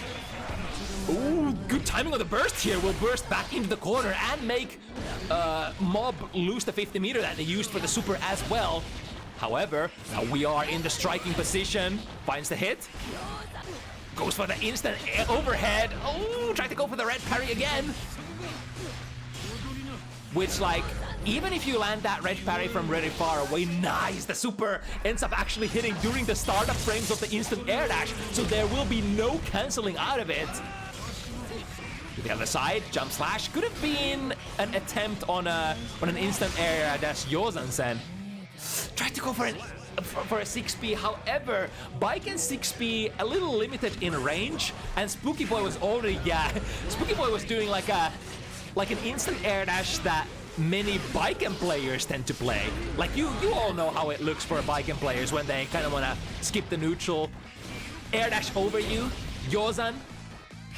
Nevertheless, if it lands as a hit or a block, you get plus frames and you're in a really good spot.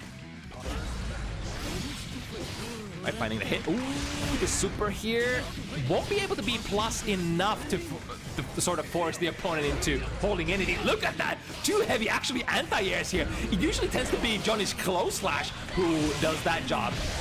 But the gunshot super was so much earlier here.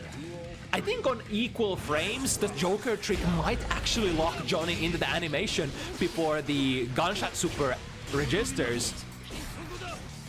But if Baiken is already throwing it out, then might not have time. Completely missing the reversal super. However, MOB was committed to a backwards trajectory there and won't be able to get the punish. FD pushing Spooky Boy out as much as possible. Ooh, wait. Huh? Was that Mistfighter was too early, so the parry whiffed? But in an optimal world, that could have actually might have actually ended up slicing the card and then producing a hitbox behind the Baiken player and then punishing the parry that way. That would be a really, really naughty play if that happens. Either way, Spooky Boy grabbing the first win here, opening it up. Both these characters very, very explosive, very, very strong far slashes. 9 frames of startup. And I think Johnny's far slash is a little bit more range, but I'm not sure how they interact with each other on like close ranges. Right, here comes MOB. Has the 50 meter to go into the full conversion. Well, that counter hit sticks early, and we'll be able to get MOB the round. Duel 2. Let's rock. A little bit of jitter here. Hopefully that's not gonna be too much of a problem. This is a fairly far range connection after all. Spain versus Israel. One of the rare Israel matchups that we've been able to, arrange because of how promising the connection tests look like. So hopefully the connection gods will favor us till the very end, and we can play this without too many internet problems. Completely avoiding the turn up here, so no guard crushes, deflect shield. There is nowhere to push the opponent because the opponent is already in the corner. That's the one downside, or the one bad position where like you try to not use deflect shield as much as possible. Although like what Spooky Boy wanted to do is push MOB towards the middle of the screen. But of course, since you know, was already crossing up, it ended up being like this. Got the burst and a small tap on the power slash on top of that. Nothing more. That's the Kabare here. Won't be able to get the mix up.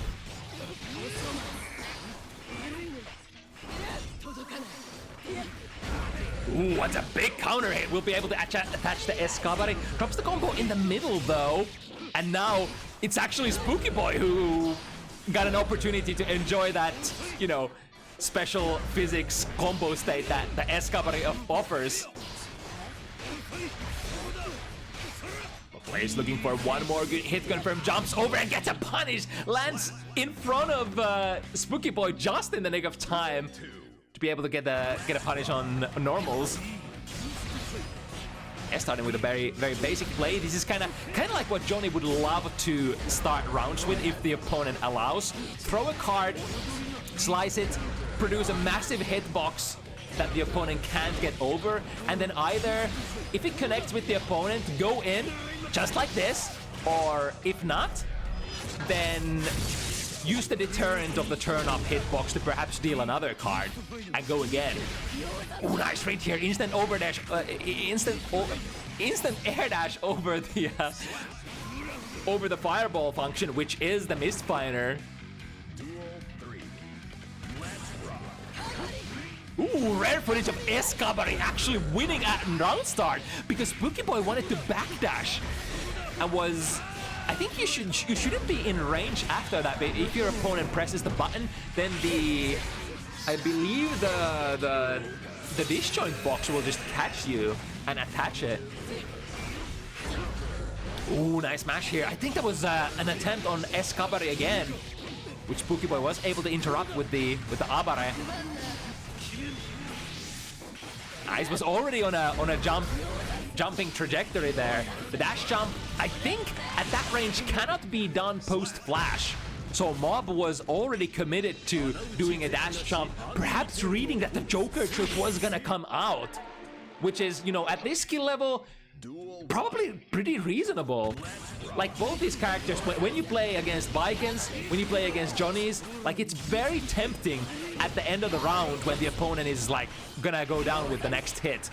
It's very reasonable to expect that they want to go for that gun super, check the opponent so that they're not doing anything, or go for that Joker trick on Johnny's side. 6K preventing the jump from coming in. Doesn't have the 50 meter to get the heart knockdown this time, but this is not even a too big of a life lead. So could be that Mob is actually in a pretty good position here. We got the wall break. No! Oh! Getting actually a big double up, missing the combo but resetting into a second hit. You know, a little bit of spaghetti here and there, but it is to be expected when you know, when we're not playing at the very top level of European competition, right?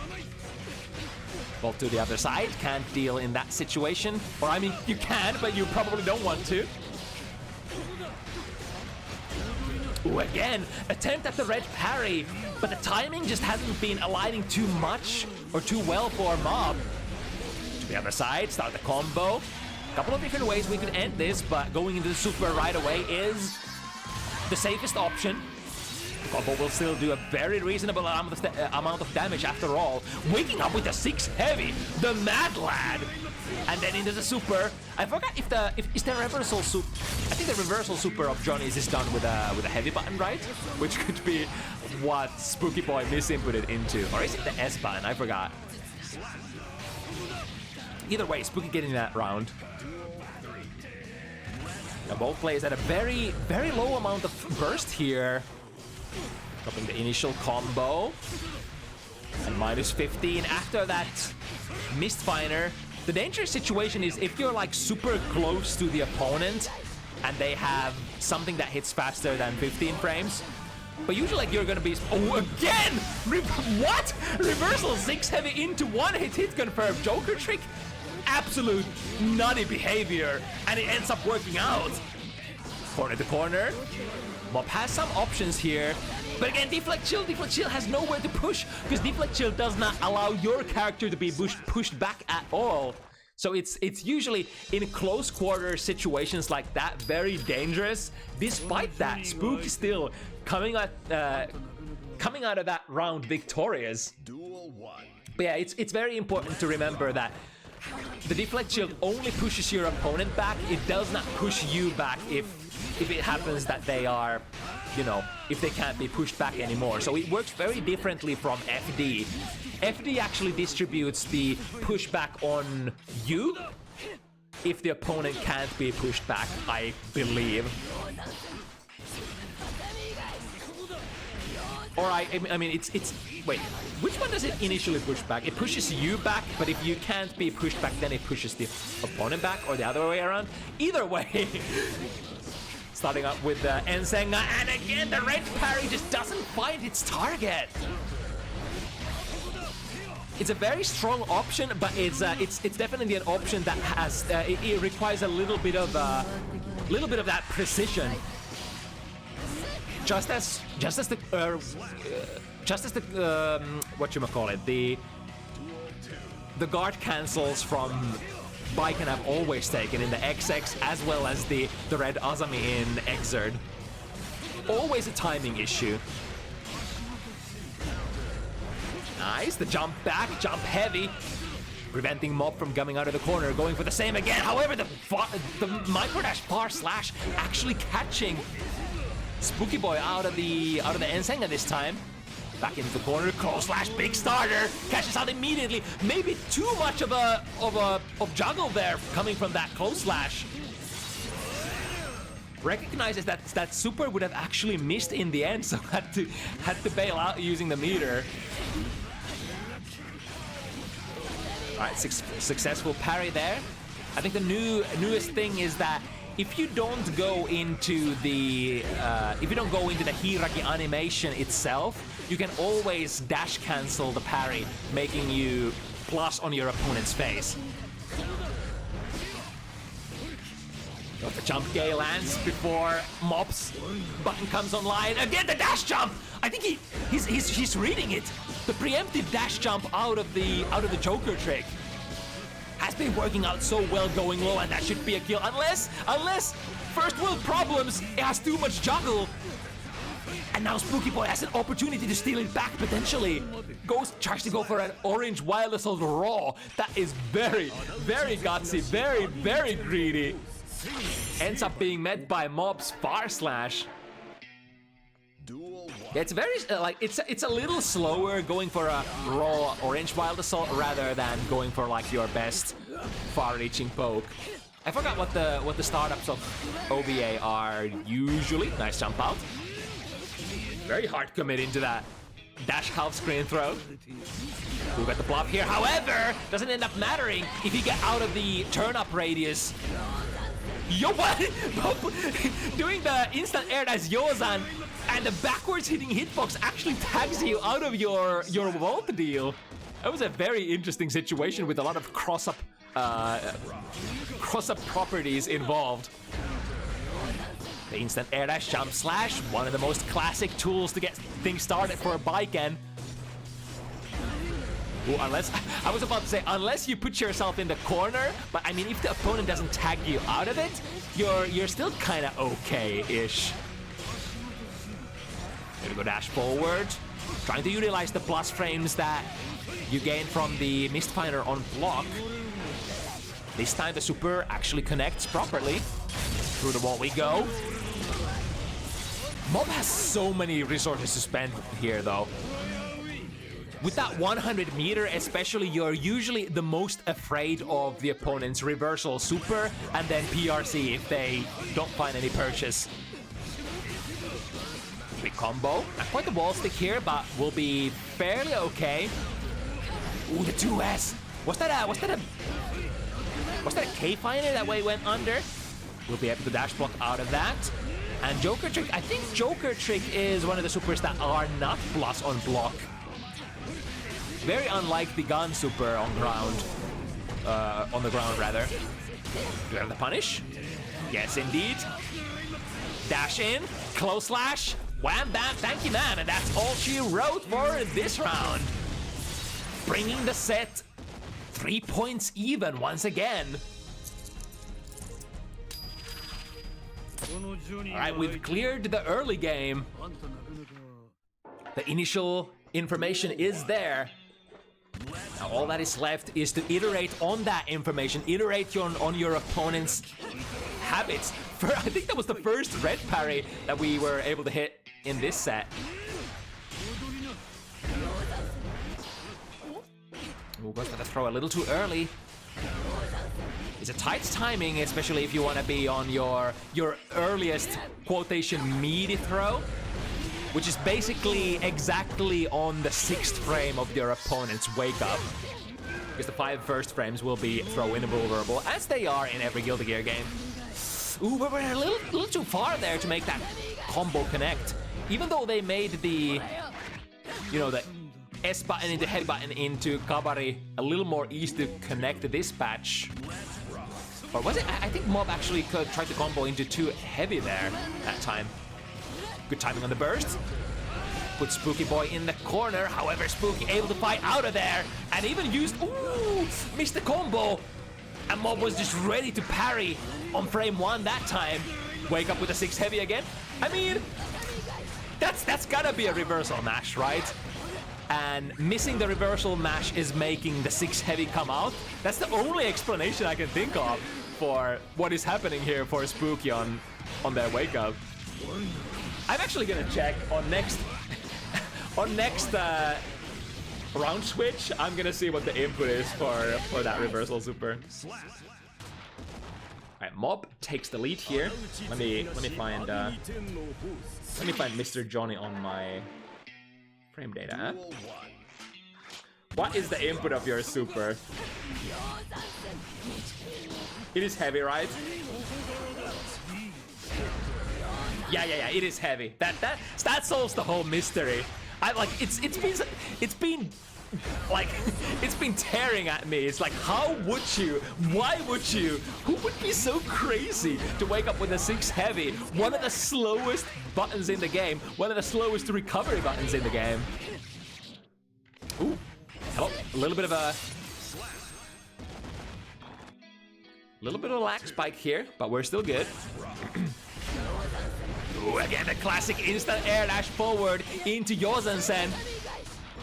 One of the best things, one of the best things that you can do against that, if you're on the receiving end of that IAD Yozen, is to, if you are at a spacing where you know it's gonna cross up, just wait, crouch, and then go for a very late 6P. Alright, reversal super works out here against, I think that was an attempt at a TK Yozen. Both these characters have the same capability. There we go, nice! Was that a red parry as well? It looked like that was from like 2S to heavy, which does have a gap there in between, if I'm not mistaken.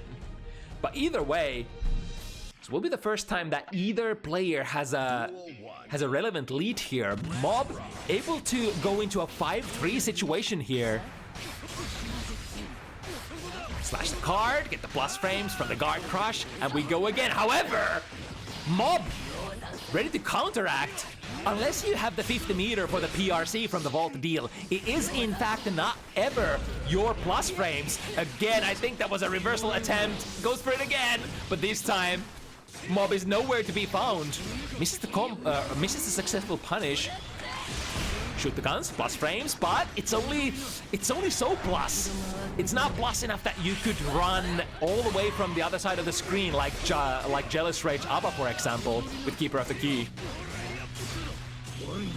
Ooh, that was an interesting sequence. Attempted the red parry there, it ended up missing, and then went straight into Joker trick, which ended up missing as well.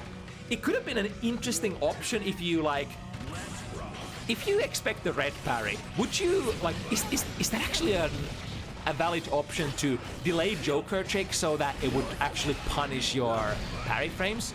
I think you can't parry projectiles, right? Am I right assuming that? In which case it could be a very hard call out in that situation. From the 6K, misses the combo. Both players still in a rather even situation, both vying for supremacy. Bar slash should go into a kill combo. Yes, indeed. Can't parry projectiles? Yeah, I'm pretty sure, like, yeah. Pretty sure that was the case. All right, MOB. From that 3-3 position, immediate 3 points, bringing MOB to 6 here. Ooh, I mean, if you're Johnny, I guess close slash works as well, because that close slash would hit from both sides, and it would hit so far, so high that, you know, the Ozen doesn't have time to go online. Successful reversal here. No 6Ps to be found. Only my name. Only the J. And vaulting into a close slash. Red parry. And since didn't even need the dash cancel there because the opponent was so close in your face. I think it's the, like, if you end up red parrying or just, you know, in general hiragiing the opponent from a really mad range, that's kind of when the 6-6 dash cancel becomes really relevant.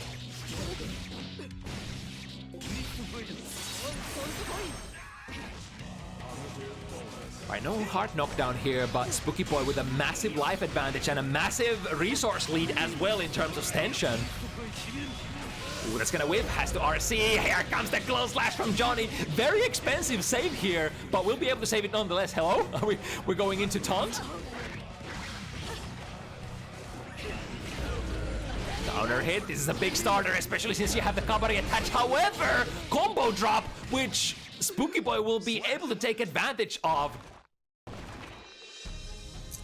And the mental damage of that, you know, who knows if it was a misinput or if it was something that was meant to happen. Nevertheless, it did happen and it did sink in.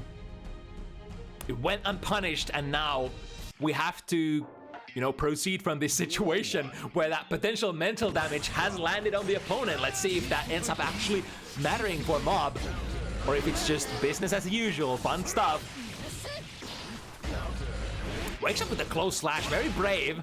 However, MOB brings in the reversal parry as well. Gold burst, calls out the reversal throw attempt. Ooh, switching sides. However, we have blast advantage, blast frame advantage on the side of MOB. With punish there. Through their slowed down frames, that should be a kill. Any hit is good. Close slash will definitely do. Duel 2. And first set point position for MOB. Bar slash from Johnny. Very fast reaching. Prevents the opponent from taking air from the round start. Big starter. Here we go. Into the corner. Misses the super opportunity here, but you know, there are some considerations for going into the next screen while having like nearly 100 meter.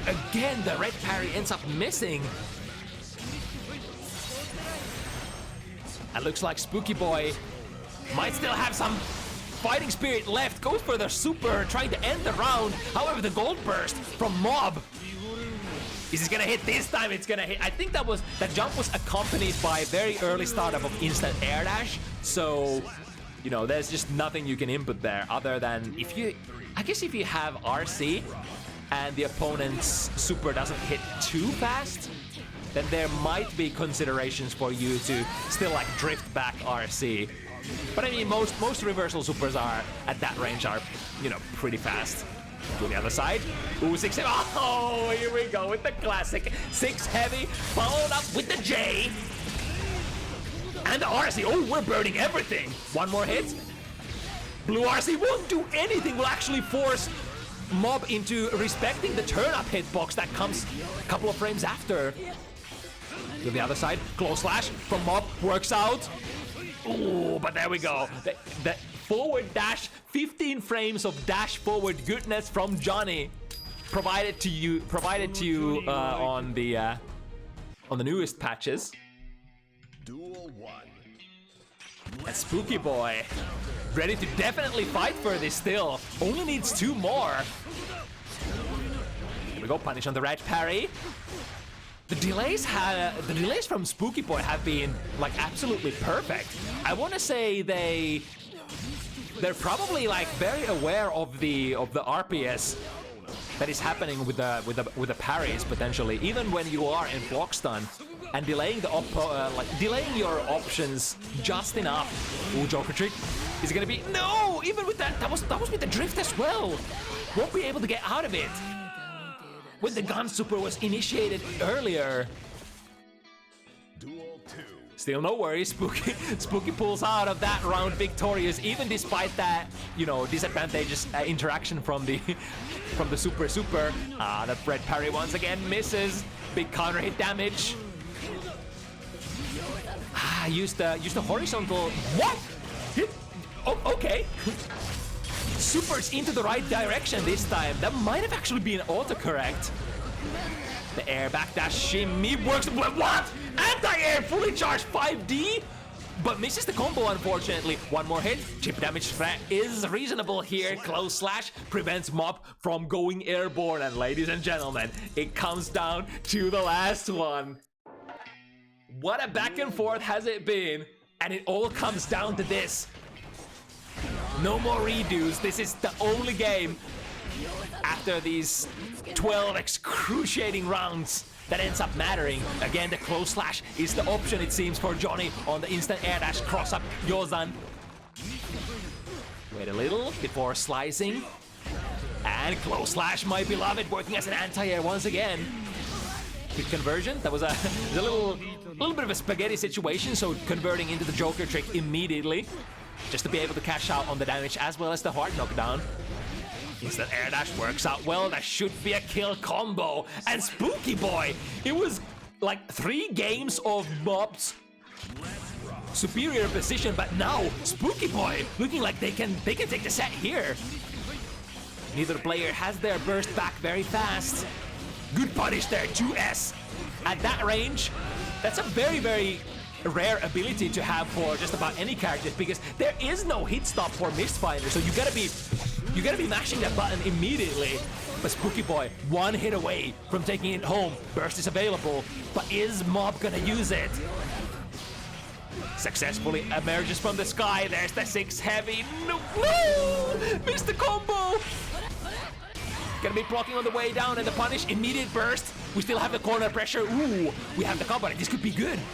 Until it wasn't quite able to confirm into a successful best mix-up situation. That throw usually goes into jump, left, right, high, low, stuff like that, but you know, this time not meant to be. And Spooky Boy finds an abare out of that, coming out of that set victorious, winning their first Bounty Hunters match here. Good stuff. Ooh, take a little bit of a breather. Can you take a breather for me, chat? I need a couple of extra breathers. Oh boy. What a night has it been. We have 2 more to go. Next up, gonna be the last of the Team Finland representation here. TheWorstGuy Faust going up against. That card is peak art. Oh my god. I love alternate stuff. The double Christmas hat on Nagoriyuki's horns. That's so good. That's so freaking good. It's gonna be that matchup again. Nagoriyuki versus Faust. Theorized at, you know, one point or another to have been one of the few bad matchups for Nago. However, has been disputed back and forth, and I don't know what the consensus is at the moment in Season 4 in the year of our Lord at the very end of 2024. What the consensus is currently, but what I do know is that Worst is a Faust player. Worst is very flashy. Faust players tend to be very cool players. You know, items tend to create a lot of like super interesting interactions, a lot of interesting match footage, a very, very, you know, like unstable situations where you have to have your wits about you, where you have to have situational awareness.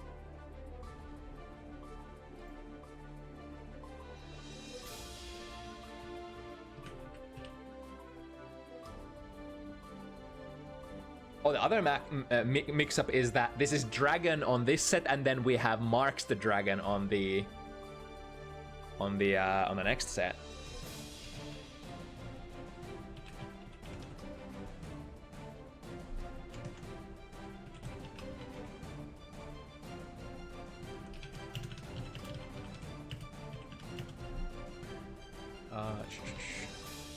Let me pass the ID to the players as well.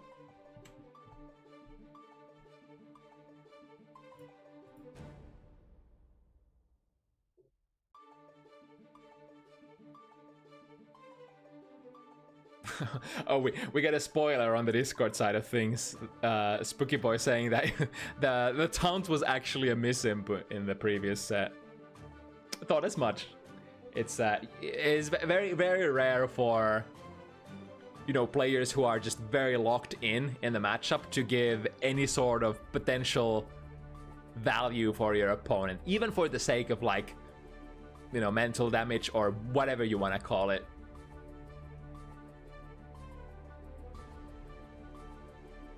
Asserting dominance, you know, stuff like that has many names, but in the industry where I come from, we call it throwing.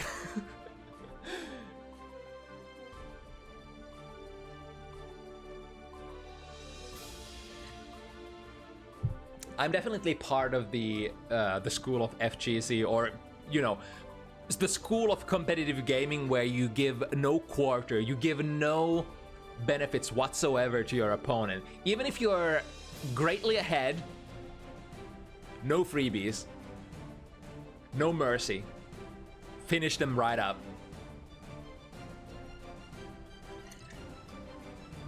Because you never know.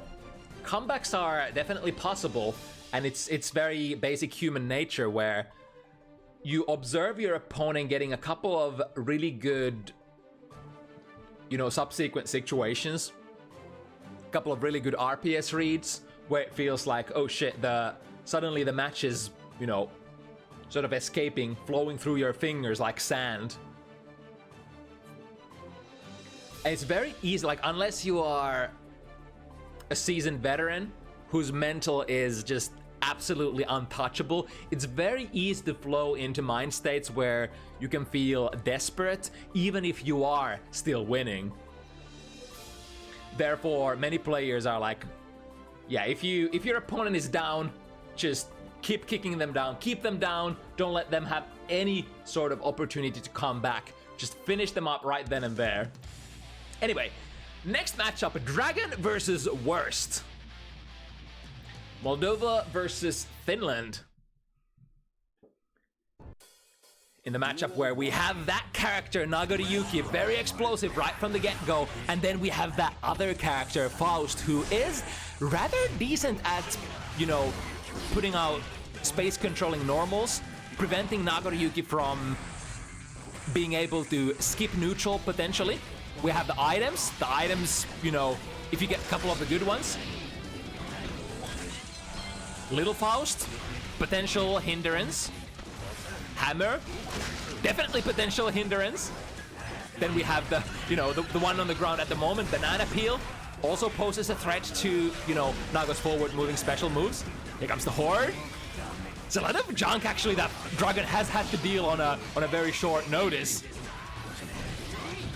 Ooh, is there gonna be a pop? God, I think that 5 heavy life blood drain actually saved Dragon there. Saved by the bell. Ah, but they're too close. The bomb is actually locked behind Dragon there, so won't be able to send the hot potato back. And again, Dragon is just getting good item after good item. The hammer was so good, you have no idea. It looked like initially the hammer was useless, but it actually held down the fort, preventing Dragon from being able to engage from that jump, I think it was. And even if they were to, like, Beyblade forward, they would just Beyblade straight into a hammer. That item is not gonna disappear after it's out on the ground or out on the field. And Worst has been really good at using that. I think that what's it called? The hole-in-one, the baseball bat move. That one, the move that you have at the end of the follow-up move you have at the end of the fishing pole, which can now be performed raw, and will be able to send your items back at the opponent. Of course, ready for the burst, or ready for the blood pop, which is what the worst saved their burst for here. Oops, wrong player. There we go. +1 worst, and we go again.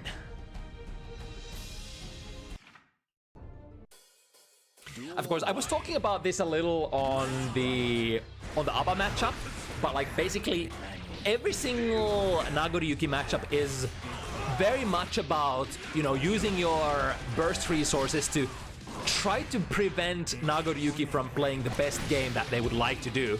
Ooh, that trade must have been in worst's favor. Wait, huh? That was a blue burst, wasn't it? How did that whiff? Wait. How is blue burst able to whiff? Am I blind? Am I not misunderstanding the basic core mechanics of this game here? What happened there? Right, the trumpet is out. Ooh, Dragon will pick it up. Won't matter that much because we were already in the middle of a juggle here. Put them through the wall. Get the super. Looks like this is gonna be the big opportunity for Dragon to open it up. 50 meter available for Faust side. Could be reversal super. Could even be the more common option tends to be reversal super PRC because the very slow startup frames of his reversal super. Nice, was waiting for the Afro to explode, and that does, I believe, guard crush you and allow Faust to take able to let Faust generate a massive amount of frame advantage. Again, Faust players know if the opponent pick up the trumpet, what has to be done. That time Worst went in with the perfect angle from the jump 2K. However, jump D from Dragon here prevents potentially from Worst throwing love bags or doing that jump 2K. That is so beloved among the Faust players. I saw a hammer. Yep, plummeting a lot of those in Dragon's direction. Afro is on fire as well! Poking Dragon out of the startup of the move! And now this is tough. The Fire Heavy is a really, really nice move I hear from Faust players in this matchup. If you know how to use it, both the Fire Slash and the Fire Heavy. Here we go with the biggest punish. I think this is actually optimal for Faust players, because Faust combos just don't tend to deal that much damage unless you get like a 5k starter on an airborne. It might actually be the easiest way to go into that fully charged 5D as a blood pop punish. Alright, spending the burst in order to get a little bit of real estate here. No super good. Wow, what a whiff punish there. And again, why is the blue burst does not work? Why? What? Is Faust... No, there is no invulnerability against blue burst. There is no such a thing. Am I crazy? Am I really crazy here? Why is that blue burst not connecting on Worst? Anyway, we got the fishing pole here. We'll be able to... Oh, was a little late sending the hot potato back at Dragon. Light up the fire. Immediate burst detonation of that 6B. Nice. That's the like a relatively standard play. Nice anti-air as well. But like going on a reaction to the full screen whip. Okay, was a little late on the punish, but luckily, because the startup of the baseball bat super during Blood Rage is a little slow, we'll be able to post-flash drift backwards and still save it. By a big blood burn, that was 2 special moves. Be cute and hold the momentum in the air with the jump D. Even if it whiffs, it can also make the opponent's anti-air buttons whiff as well, although Faust is a very special case where his anti-airs tend to reach very high up in the air. So I wonder if the jump D stall from Nagoriyuki is actually gonna do a lot of stuff in this matchup. Cross up? Wait, was that an actual Afro explosion cross up mix up? Is that real? Well, nevertheless, that ends up not mattering because Worst gets sliced and diced here by the reversal super of GGST. Really important round to take here for Dragon. Do not let Worst run away with too much of a lead.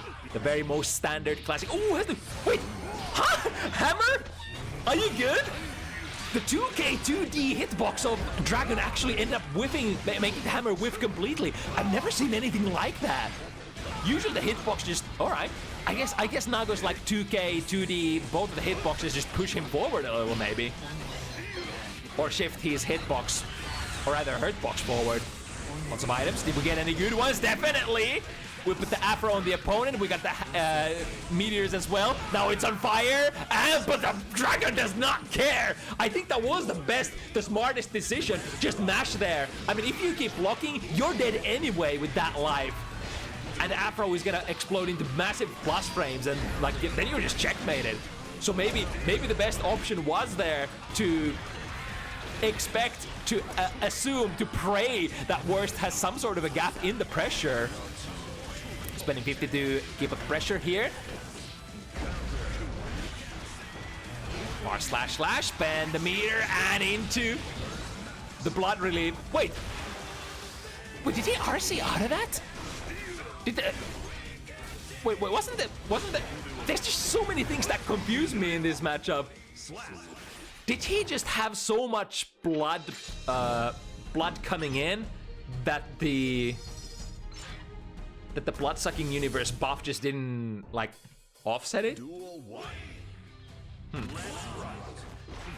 Guys, it's been a long night and QK just completely confused about the mechanics, the base mechanics of the game. So business as usual. Right, with the elevated hitbox, light it on fire. We gotta be ready, or rather, gotta be very careful here. But even though the Afro is lit on fire, it still means that there is an opportunity to tag your elevated crouching hitbox. Right, Dragon with a lot of blood available here. Definitely even more blood available here. Won't be able to kill because the heavy normals are empowered based on how high on the blood levels you are. And since Dragon is currently on a completely clean slate, the heavy buttons don't quite hit as hard. It's usually kind of like the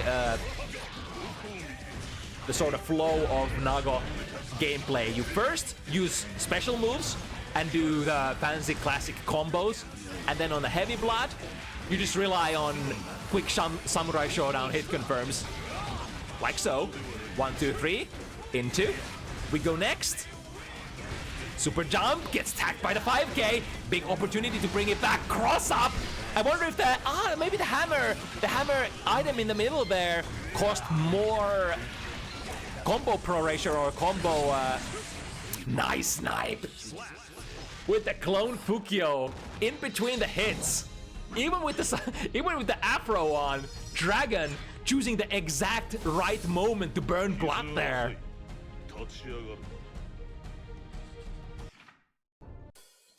Duel 1. Both players disengaging from the immediate strike range. Ooh, that's not a good trade for Worst. But they get put in the corner, as well as take a big hit. I mean, in a certain sense, like if you trade with a Bloodburn normal, it could be okay if Nago doesn't get to convert it. Because your victory condition is technically milking the blood out of Nago and then playing uncontested neutral. Like getting perhaps really sick items out so that Nago just can't do much there. But again, Nago can definitely do a lot of stuff here. Goes into the samurai mix. Posture. Definitely still an option to, you know, checkmate the opponent if they only have a little bit of life to spend.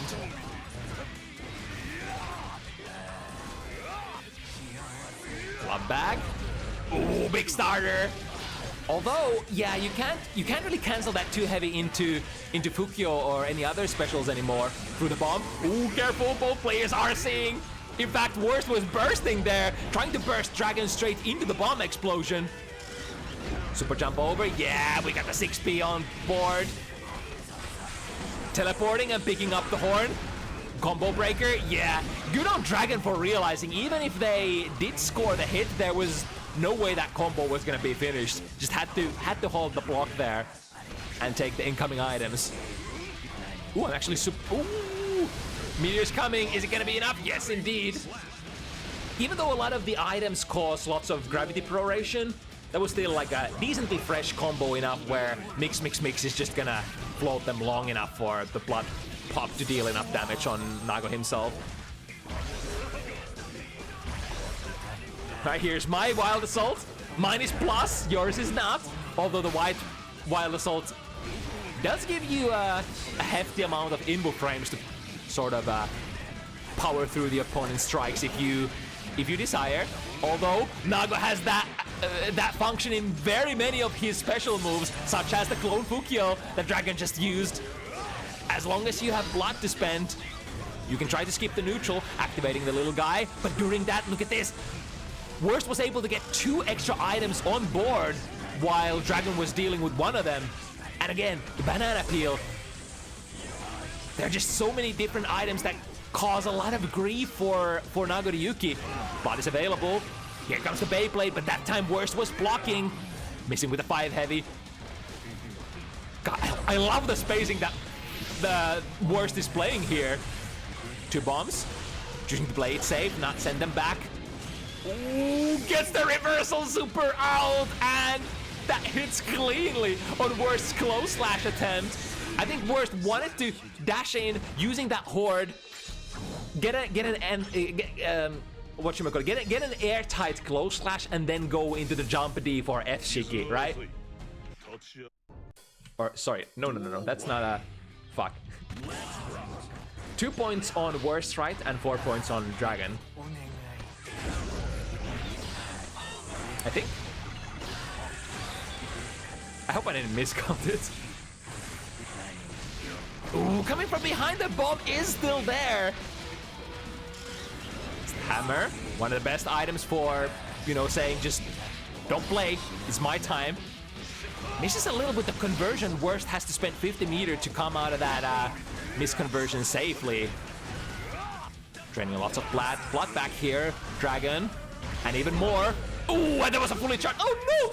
I think there was no conversion to be had because that item that Worst took out was Hammer. Hammer, my beloved. Oh, Hammer, why are you so good? Such an unassuming looking item, yet it often tends to be one of the best ones. Right, little guy here with the combo breaker. Won't have to care about the initial hit of the Beyblade.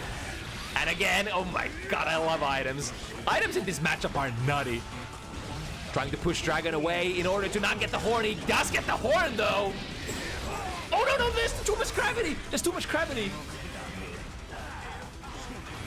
Going back to neutral. Nice timing on that. And the item is bomb as well. Bombos? No, just forces didn't actually realize that Dragon was gonna pop, neither did I though. And here we go, full bar of blood. Going under with the Beyblade, and we go again. Goes for the back, a little too early at the back throw. That should kill, right? ODG, no, actually not, because Dragon is so low on blood. Has the big boy defensive modifier, and the Faust tumbles straight into the far slash. Nutty stuff going on. Starting with a forward walk, DP into big blood burn. Nice, fixes the situation completely. Not only was that a complete blood reset for Dragon, but also a big read on the deflect shield, making sure that Wars does not get any burst options for the rest of the round. And suddenly, there's a lot of wind under Dragon's sails. We're sailing forward. 2 more to go. If we stay the course here, ooh, we'll be able to potentially backdash into the horn. There we go. As per usual, Worst takes air, as you usually should. You have so many ways of sort of stalling your momentum in the air as Faust, because your forward air dash is so floaty. You have jump 2K, you have a love bag, so it's technically it's really hard for the opponent to actually take advantage of of the trumpet, right?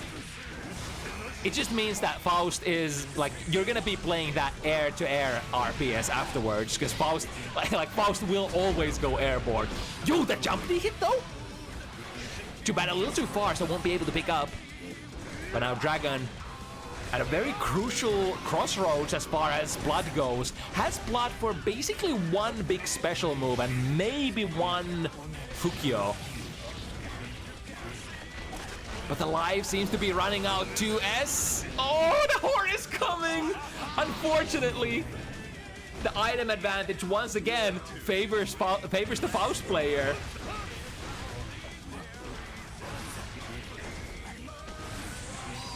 Well, the bomb is behind Dragon, so there will be no swinging around without taking a huge risk.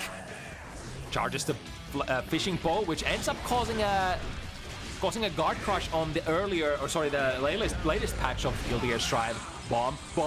Some days you just can't get rid of a bomb, and that's actually gonna side switch. Big Bombo follows up with the plus frames of the love bag. I think Worst was hoping to have that 50 meter for the teleport RC. Does have it now. Dragon is gonna pop, and he's gonna stumble on the banana peel. The burst is completely useless here. Probably gonna be used for maybe White Wild Assault or perhaps next round. Far slash ends up whiffing, ends up being crawled under by Faust. God damn. Near life and death situations. Worst still in it. Not going down like some of his predecessors. Still on the chase. It is still quite advantageous situation for Dragon, but you know, anything can happen here. Oh, nice, I like that. Using the, oh, great presence of mind from Dragon. Realizing that the burst might come out. There was a lot of burst, there was a lot of value to be had from that burst for Worst as well. Could have tried to burst Dragon into the Afro, for instance. Slides in there and grabs a bite. Snacks a bite? Gets a little snack? Ah, it's the little guy again. It's the little guy again, isn't it? Kind of screws up the follow-up hit of Worst here. Oh my god, all the items are going in favor. The little guy again. Meteor, another explosion. What do we get? There was at least Afro. It ends up being Worst who picks it up. There are still like decent opportunities to use it. Yeah. Guard crush into more pressure. Mix blocks into the right direction, but slips on their own banana peel. Something, we are number one. 50 is ready. Oh, it's always like when Worst has, oh my god, was that a cross up? Back and forth. I'm not sure if that actually hit from the left or the right, but the idea was definitely to, you know, make it very ambiguous for Dragon to try to push, try to choose the right block. He's very close to a pop. Oh my god, that was perfect math. But now that means Dragon will not have any access to special moves for the next like half a minute. Because remember, unless you make the opponent block stuff, the blood comes back excruciatingly slow. Yeah. This is checkmate. If Worst keeps throwing the best items, ooh, there's an opening. We get a little bit of blood back from that 5 heavy. It's still not the best of situations, that frame trap into the blue wild assault by Worst. Yeah, we're definitely playing here. We're gaming even. Never count Worst out, because there is just so much that can happen when Faust is on the screen. The RNG mechanic, the classic that makes this character so enjoyable. You never know what's gonna come out of the back. This time, it's hammer. Ooh, the Holy One actually ends up making the hammer whip that time. Try to hit it back.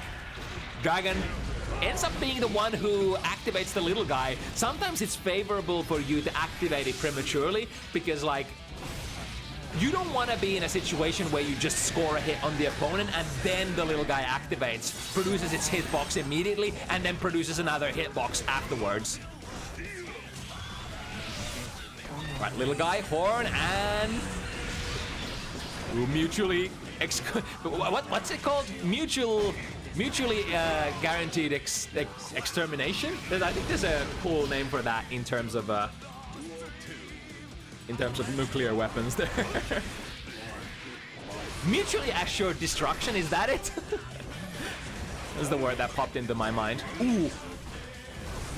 Inhales the meteors and takes them out immediately. There is an option for you to, you know, eat the item that you're throwing, and that kind of gives you a couple of extra options in terms of, like, if you were to throw an item that you didn't want to throw immediately, that allows you to sort of adjust your position before you throw it. But I think it's not possible to hit confirm what item you're throwing in the first place. So, like, it's a hard commit into, you know, whether you're gonna eat it or not.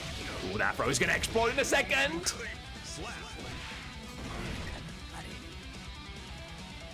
It feels like Worst is suddenly once again on fire. The blood burn. Ooh, the interruption there in the middle of the string though. Take this afro.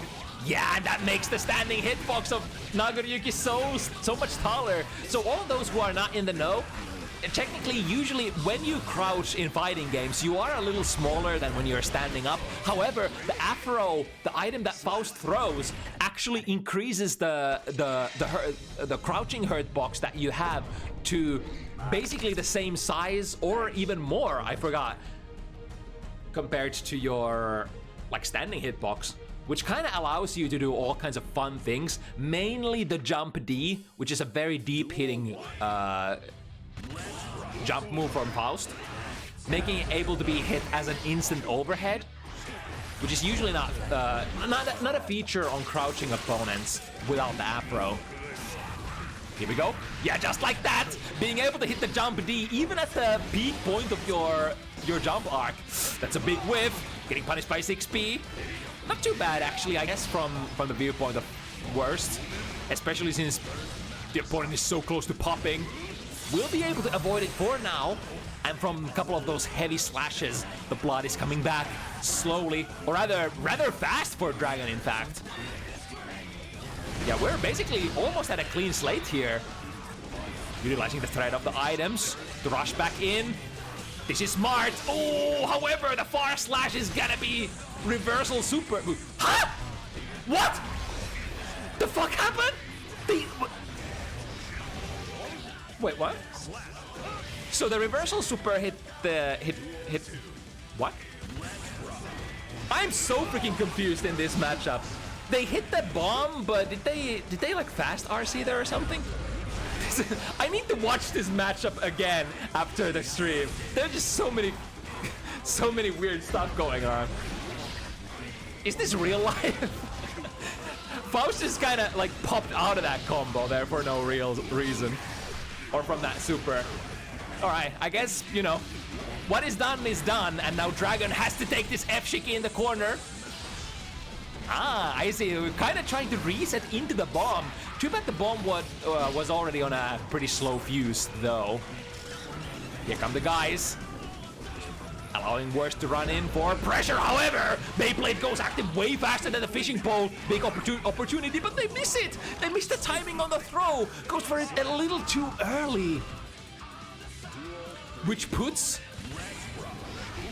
you know, both players are at a basically perfect equal situation here. 5-5 last round on the game number 11 and full burst gauge available. First hit goes for Worst.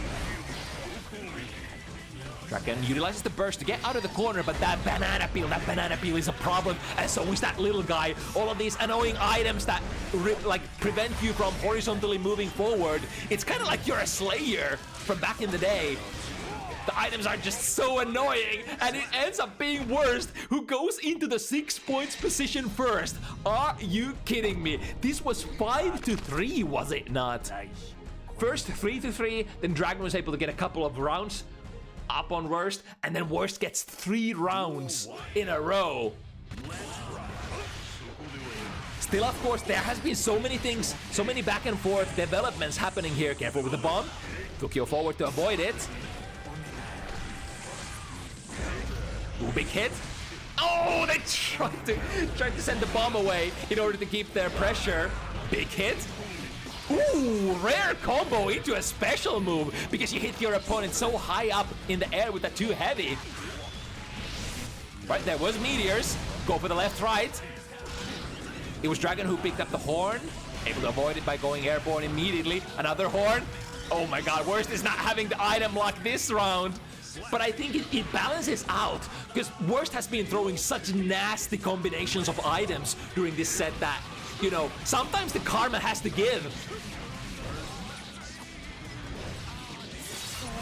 And now Dragon blazing forward to that potential 6-6. RC to heartbait here. There is no burst from Worst. Nice backdash out of the bite. That was so important. Now you are in the mixer potentially. Tries to give the afro, but a little too early, I think. Right, I think I saw meteors, but didn't have the time to play the cross-up. Combo into the bombo.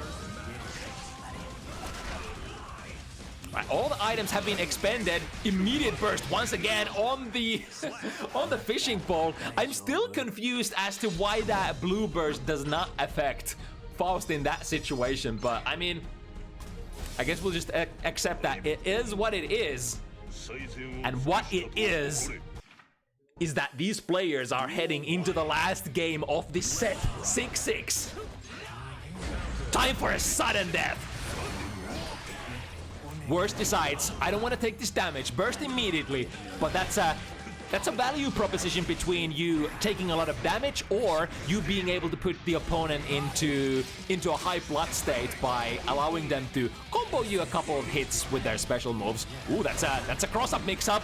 Dragon blocks into the right direction. Yeah, we've been paying attention. We know how this matchup works. Picks up the horn with the Fukyo. Here come my buddies, both players throwing. However, it's way too fresh out of a block stun that time. Or I mean, Worst was too far to throw, and I think Dragon was too early to throw. Ooh, nice whip punish, clean. And a far slash. The momentum swings again. Dragon with the first set point position. No games after this. If Worst wants to take it back, it has to be 2 rounds. Both players at 50 burst. Worst option goes into deflect shield. Nice backdashing the bite once again. Being very attentive that the best victory condition that Nago has available doesn't go through. We have the zoning. The banana is left behind, so no worries. Tries to blood burn, but misses the juggle there with the far slash. Big opportunity for Worst. Burst has been used. Are we gonna land? Which side? So ambiguous. Dragon will get the horn and will get the pressure. However, Worst mashing the throw out of the pressure situation. And now, one more hit for either player. Chip damage is possible. Teleports to the other side. Has the 50 meter. And it's the 5B afterwards. The jump knee connects so high up in the air that Worst won't be able to push any frame advantage after that, I think was the case there. And the 5B, the fastest button, Nago's 5-framer is gonna check Worst from that close range situation.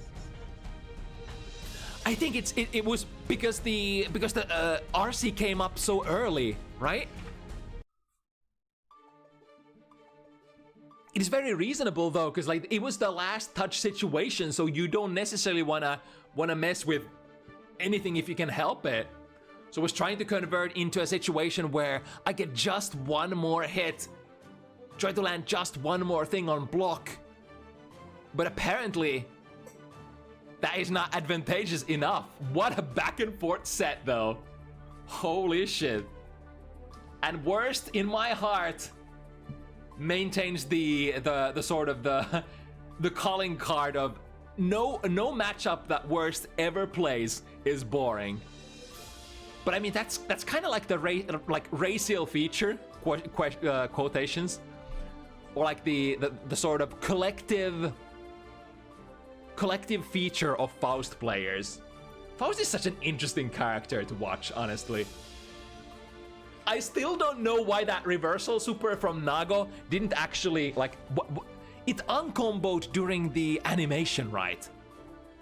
Like there's nothing that breaks that animation. There had to have been a far like an FRC, right? Like a fast Roman cancel by Dragon.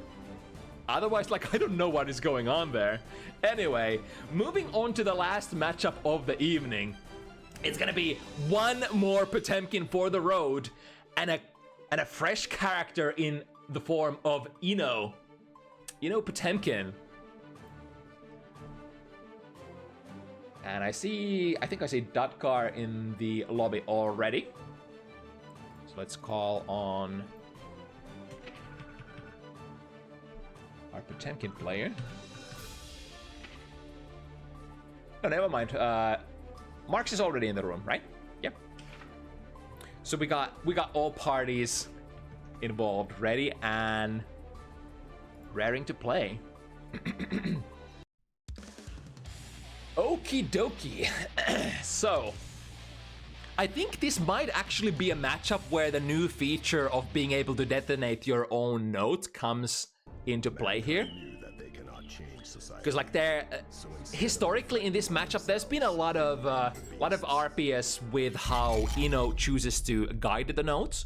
You of course can try to, like, the best case scenario is where you you initially guide the note so high that it can't be flicked, and then it still ends up being steered into Potemkin's like hitbox after they whiff the flick attempt.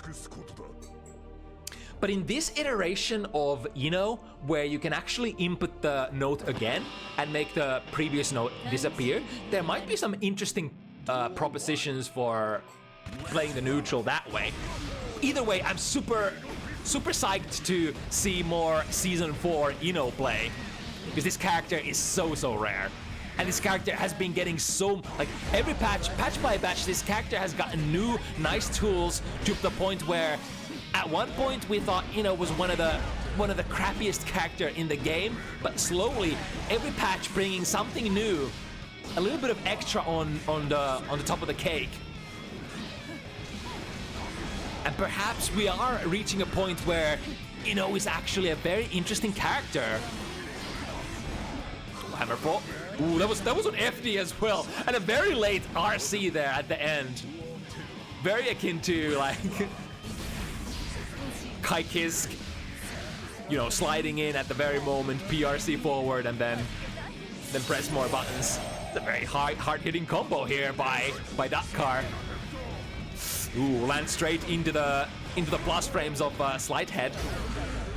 Nice, we'll be able to go under with that stroke the big tree. I think it was a throw attempt by Marx there, which could have potentially ended up very badly if the stroke the big tree lands on the armor frames. Nice presence of mind there. Big read going into the last round here. Dutkar will be able to start the round with full burst resources. Flicking. Are we? Yeah, we're not quite ready to play the the note option. Ooh, big frame trap with the 6 heavy. There is the hit confirm as well, because it is a 2-hitter. There we go with the new combos. Remember that the chemical love can be steered forward now, allowing slightly different physics on it, allowing very new kind of loops in your combos. And I think the Ino players that have been able to adapt to those new loops already, there we go. I think that was a burst. Sorry, that was a flick a little too early. Not necessarily a problem with the arc of the note being impossible to flick there. So yeah, there is definitely like timing RPS going into a lot of interactions in this matchup, because you can flick chemical lava as well, because that is a projectile, right? But it is a very hard thing to flick for sure, because it's almost like an instant projectile. Finds the frame trap, and Marx does not have a burst here anymore. Setting up the note, nice. That's kind of cool. Going for the wall slump, as we do on set play characters. Ends up accidentally breaking the wall this time. Right, this is perhaps the best possible outcome. Being able to nullify the approaching Gigantor without having to take any mixes. goes under the flick this time. With Marx oh my god, ends up actually bursting here. This is a tough play. Although, one hit from Potemkin. There's the one hit! Now would Dutgar burst? Marx definitely thought that they would, speaking of flicking the chemical love, will be able to do it here successfully. However, the 6P, one of the 6Ps in the game for sure. A classic one from Ino. With the cheeks, tried to anti-air there. However, the jump D from Potemkin, very, very hard to contest, traditionally.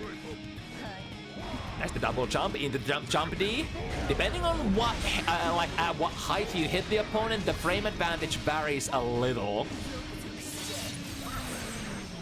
But I think, like, characters like Ino who have decently good hits, or rather, decently good normals at, like, mid-close range, it's gonna be, like, rather risky to try to press buttons after jump D. Because it's not guaranteed that it's plus frames, I think. With the pressure. Ooh, there we go. Spurting out of the corner. Deflect shield is the option here. However, won't be able to get any extra real estate for Marx. In fact, they will be contained in the corner. There's actually the jump slash into Chemical Love, the new thing. I think it requires your opponent to be standing for it to produce plus frames for you, otherwise it's gonna whiff. We'll keep observing if that situation occurs again still. This time with just a close, sorry, the basic jump slash close slash. This time goes for the overhead, or the extra overhead with jump D.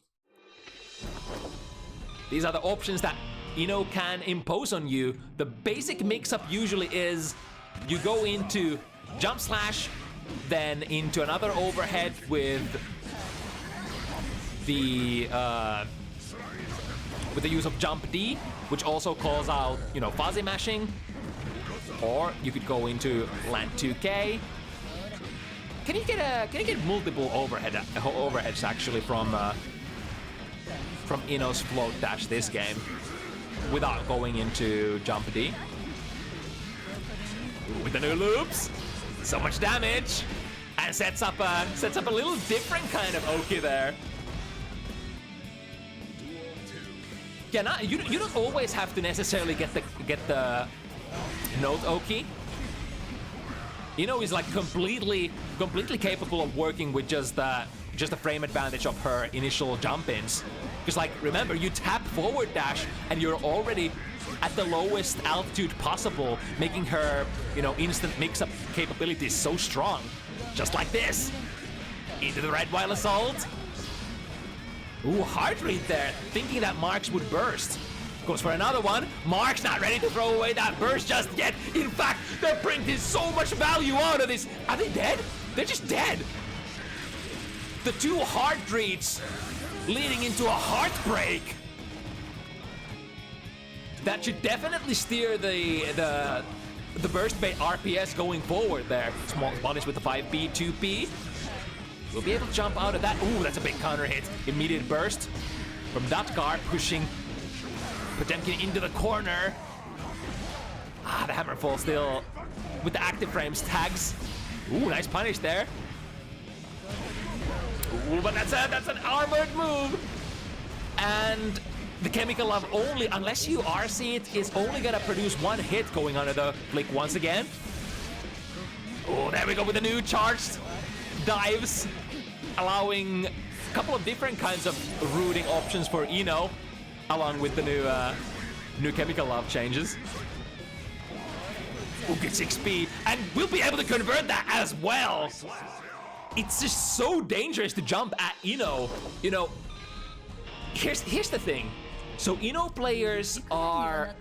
This is not a standard character. Often your anti-air reactions are on point on, you know, Shoto characters such as Kai or Sin or what have you, because they're characters that like kind of force you to jump because they're so good on the ground.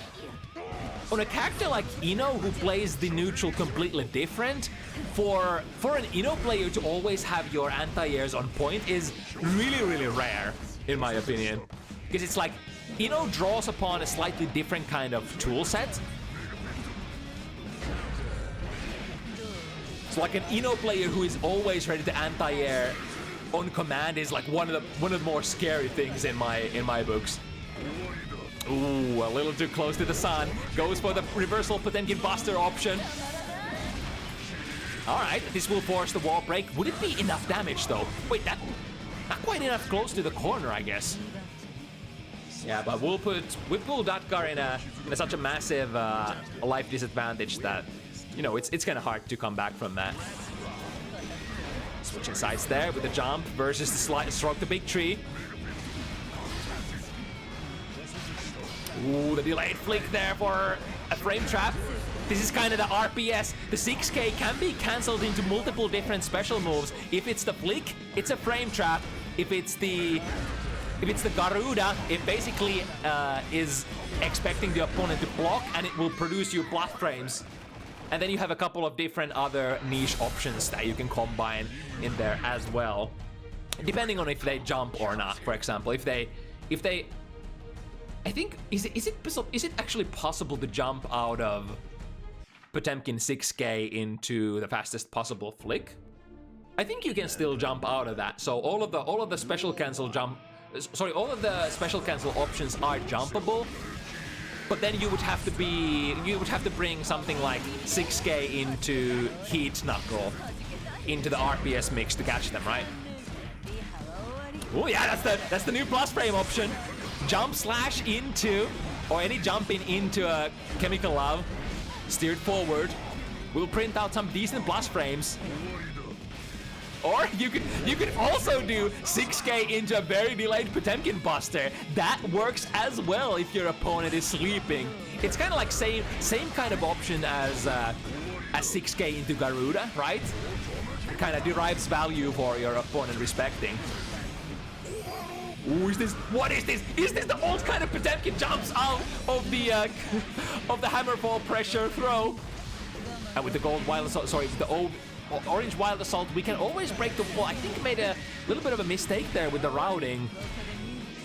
Or perhaps that, actually never mind, I think Datkar just dropped that combo on purpose so that you wouldn't have to go back to neutral. That's also a really important thing for, you know, something that we've been talking about during this evening with these set play characters. Yeah, situations like this are kind of tough for, you know. Granted, it is still against a slow opponent such as Potemkin, but next hit is gonna be so important. There we go, whiff punish on the flick. Yeah, the interaction can definitely work that way as well. If you completely miss with the flick, it will definitely... Oh, striking into the armor frames of the Buster. That hurts. Close slash 2K, sorry, 2D, catching them trying to jump. Bringing them back onto the ground. Here comes Marx with one more hit. Chip damage is possible as well, and there is no way out of this. Marx started a little slow. Oops. There we go. 3-2 should be the case. Should be the current score situation. Marx started a little slow, but is slowly swinging this back into his favor. Far slash to anti-air. Ooh, look at that, the far range of the flick. It's a massive, massive hitbox. Hard read on the jump. This time, Datkar holds their ground. Crouch box. But also, you have to, like, if the opponent goes for, or rather, if Potemkin goes for like a hard read and tries to hit grab you from the sky, you have to be ready to punish the startup of that as well if you want to better your position. Ooh, missing the combo, however, ready to go with another meaty there. Even in combo drop, ready to play the follow-up situation. MarxtheDragon, crap them out of the round start. Half your life gone, potentially one more. 6 heavy into Hammerfall pressure. Ooh, because that was an airborne opponent on that forward Mega Fist. That ended up actually not being plus for Datkar, I think. Once again, matching the jump arc. Air to airing out of the sky. This is such an important hit for Datkar. To be able to, you know, stall for time so that the risk goes away. Look at the damage. Goes with a burst. That burst will definitely clear the risk. But the damage has been already done. What are we even gonna do with that 100 meter? Drift forward. Give up the pressure. This is such a long way to go. That's a big counter hit. Right, we'll force the wall break. But look at this, such a small sliver of life for Datkar. And powers through that multi-hitting 6 heavy. That's an interesting conundrum as well. Because like, that is a 2-hitter, but because Datkar was so low, I think only one of the hits of the 6 heavy registered on the armor. So that was not gonna be an armor breaking sequence there. Alright, 3 points even here. This is where it starts getting interesting.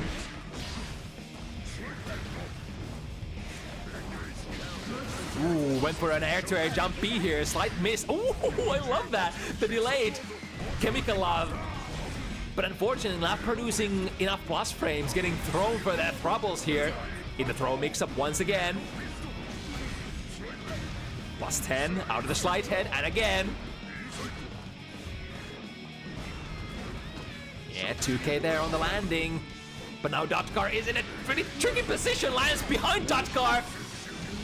And make sure that the last situation is guaranteed. That was the classic option select. Especially when your opponent is so low health that you only need one more hit. It's often smart kind of a choice to the PRC option select your throws. Because they're gonna die anyway. Ooh, that was a hit. We're gonna go into the Buster. Is that just a straight up kill? Not quite, because it comboed from the Garuda. God, that is so much damage though. Datkar once again in this position. Missing the timing on the 6P. That's exactly what Potemkin Jump D or other moves like that will do to you. The delayed momentum in the air is the primary feature that makes your good standing grounded anti-airs whiff. Duel 1. Let's rock. Oh, interesting. All right, because they kind of changed so that the Hammerfall break itself has a couple of frames of armor still. So there can be cases where you're actually striking into the break state itself and collide with Potemkin's armor. In which case you would probably want to cancel into something if possible, because there's gonna be a couple of frames until Potemkin can act again. It's one of those situations where you have to really like lab your options. Like, first of all, lab where that kind of interactions can happen, and then lab what kind of, follow-ups you're gonna play if it happens. Right, reversal super works out, followed up by Marx's immediate burst. Misses with a dive. However, the opponent is spending time in the air, so that Datkar had time to recover out of that dive. And now it looks pretty good. This is a hard knockdown. Time to mix. Yeah, just a classic jump slash or jumping into a low. A solid layer 1 option. There we go. This is pretty good as well. Landing the first initial jump in normal as a counter hit. We do have 50. Yeah, but pressure alive. Ooh, nice! The angle works out perfectly for Datkar, avoiding everything that Marx is trying to do. Damn, if this was old Guilty Gear, that would have been a stun even on Potemkin. And another counter hit, followed up by successful combo. Datkar still in it. After a couple of successful successive rounds, subsequent rounds. Back-to-back rounds for Marx. Datkar shows that they are still here. They are playing. They are dangerous if you let them play. Yes, there we go. I love it. Actually, because like doesn't even need to instant air dash against the slide head. You just dash forward, right? And that's way easier than first jumping and then going into an air dash.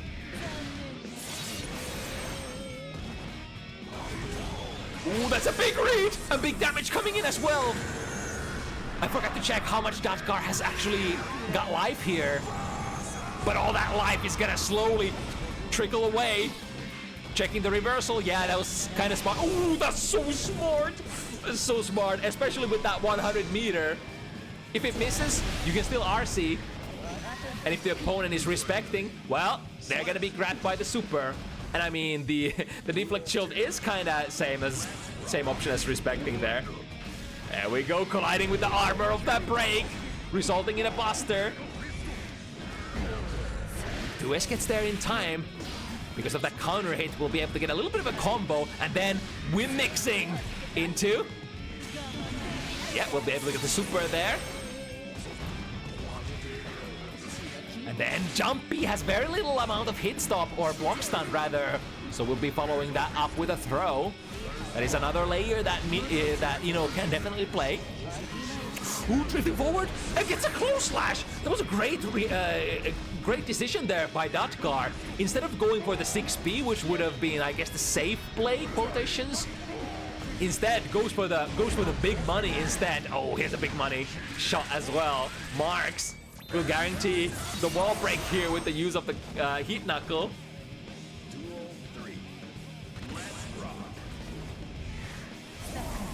Ooh, to the other side. So that jump D completely whips. Ooh, I think that was a buster input probably that Marx tried to do there on the landing. Because remember, a lot of those dives are punishable by, well, normal throws are always a punish, but depending on the situation, 5-framers might punish as well. Speaking of the 5-framers, missing a couple of busters here, going in with the Mad Love, which does take airborne and make her completely unthrowable. Here's the burst last. Oh, is that? No! Because the forward dash of Ino, it kind of puts her, it does put her airborne, but because it was just a tap, it was a small tap on the dash macro or 6-6, Dotgar comes back onto the ground so fast that Marx's Heavenly Potemkin Buster just doesn't have time to register. God, I love character-specific interactions. Yeah, it's the nature of Ino's dash. It puts you airborne so fast, but it also puts you on the ground so fast as well if you just tap it. It sort of comes with the territory of being Ino. Nice read there, goes under the flick. Ooh, that was an instant block, great! And that's -7, guaranteeing you the buster punish. I think that's like one of the holy grail maneuvers of this matchup, if you can successfully IB that stroke the big tree coming in.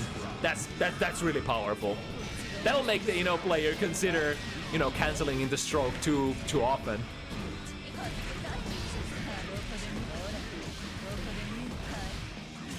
All right, with a successful combo and the wall break. And a mix-up opportunity here. Goes for the classic overhead. Wall break? Yeah. And the thing is, like, if you do a very low altitude, jump in, you have so much frame advantage that you can kind of go for, like, if it's done as like a meaty, you can kind of go for another 6-6 into a jump in move again. Or even if it's not as meaty, you can, always threaten the pressure reset on opponents who are unwilling to, press their fastest buttons. Because you do have an option to frame trap on the landing as well, right? When you land, you could go for like close slash, 6 heavy, even a low. Go to the other side. We'll be able to punish the slight hit there with the dive. Gotta be very careful though. Dotgar is working with a very limited amount of health. Super is available. Hard knockdown. Deflect Shield is the only option for MarxtheDragon here, other than just, other than the universal options, or rather just the normal options, normal blocking options. ODG is available from the 5 heavy, and Dotgar, a very strategically placed win here from the 5-4 position, the 6-4. This is big. This is a big lead at the championship rounds here.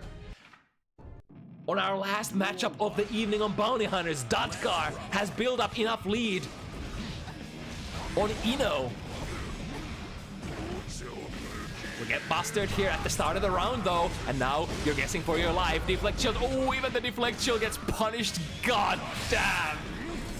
So the thing here is that 6 heavy reaches so far that if Potemkin cancels into it and you try to press something after your deflect shield, which is a normal reaction, like you push your opponent away, make them whiff, and then follow up with a whiff punish. But the thing is, if you're working against like Potemkin Gatling into 6 heavy, that ain't gonna whiff.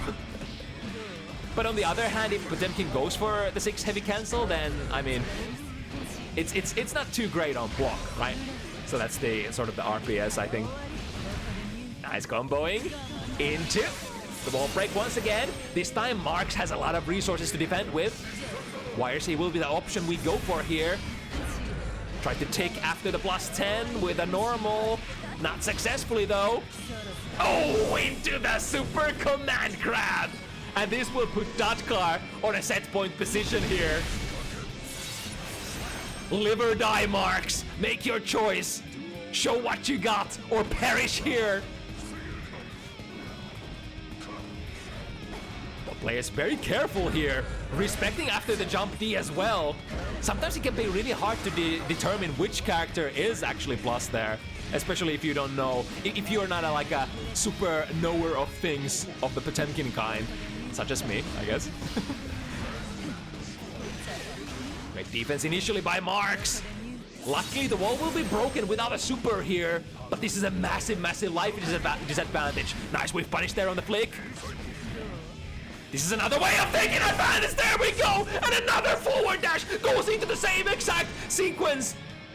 Utilizing the fear put into the opponent. Datkar air dashes, just tap 6-6 into land, into command grab. If the opponent is respecting, there is no way out of that post flash. 2 back-to-back finishes with the command grab super by Datkar in the last set of the last game of the set. It is definitely one of those tools. It's like, Ino is a character that really desperately needs that 50 meter for a lot of things. So a lot of the time you just can't afford to use that. You can't use that super as anything but a finisher. Like maybe sometimes you can use it to wall break prematurely, but for the most part, it's a little hard to find the meter for that when you're actually in a position to maybe mix it up with it. And then also, if your opponent reads it and jumps over you, gosh, you're often just dead as well. But yeah, bringing that option, that quotation, emphasis, underline, that option to the table especially at the very end of the set as a wild card. Gotta love that. Datkar 7-4 on their first their debut match on Bounty Hunters will be the conclusion to this evening. Wow, what a ride. What a ride. That's that. That's gonna be the show that starts the competitive month of December. All right, thank you everybody for watching. Hope you had as much fun as I did. If you want to join next week, you know the deal. You've probably been here before. You can join my Discord. The sign-up forms are going to be posted there in just a couple of minutes after the stream goes offline. And yeah, we'll try to match you up with a player of your respective skill level, as well as close enough to your location so that the connection is gonna be good. But that said, we're gonna fare you well for now. I'm gonna see you again next Sunday, 5 p.m. CET, as per usual. I'm gonna send you guys off to watching the gender cross-up, because that is one of the tournaments available at the moment and going live just in a couple of minutes. But yeah, thank you so much for joining me once again this fine Sunday evening. And yeah, we'll see you again next week. It's been an honor. Yeah, see you. See you next time. I'm so dead. See you next Sunday. Bye-bye.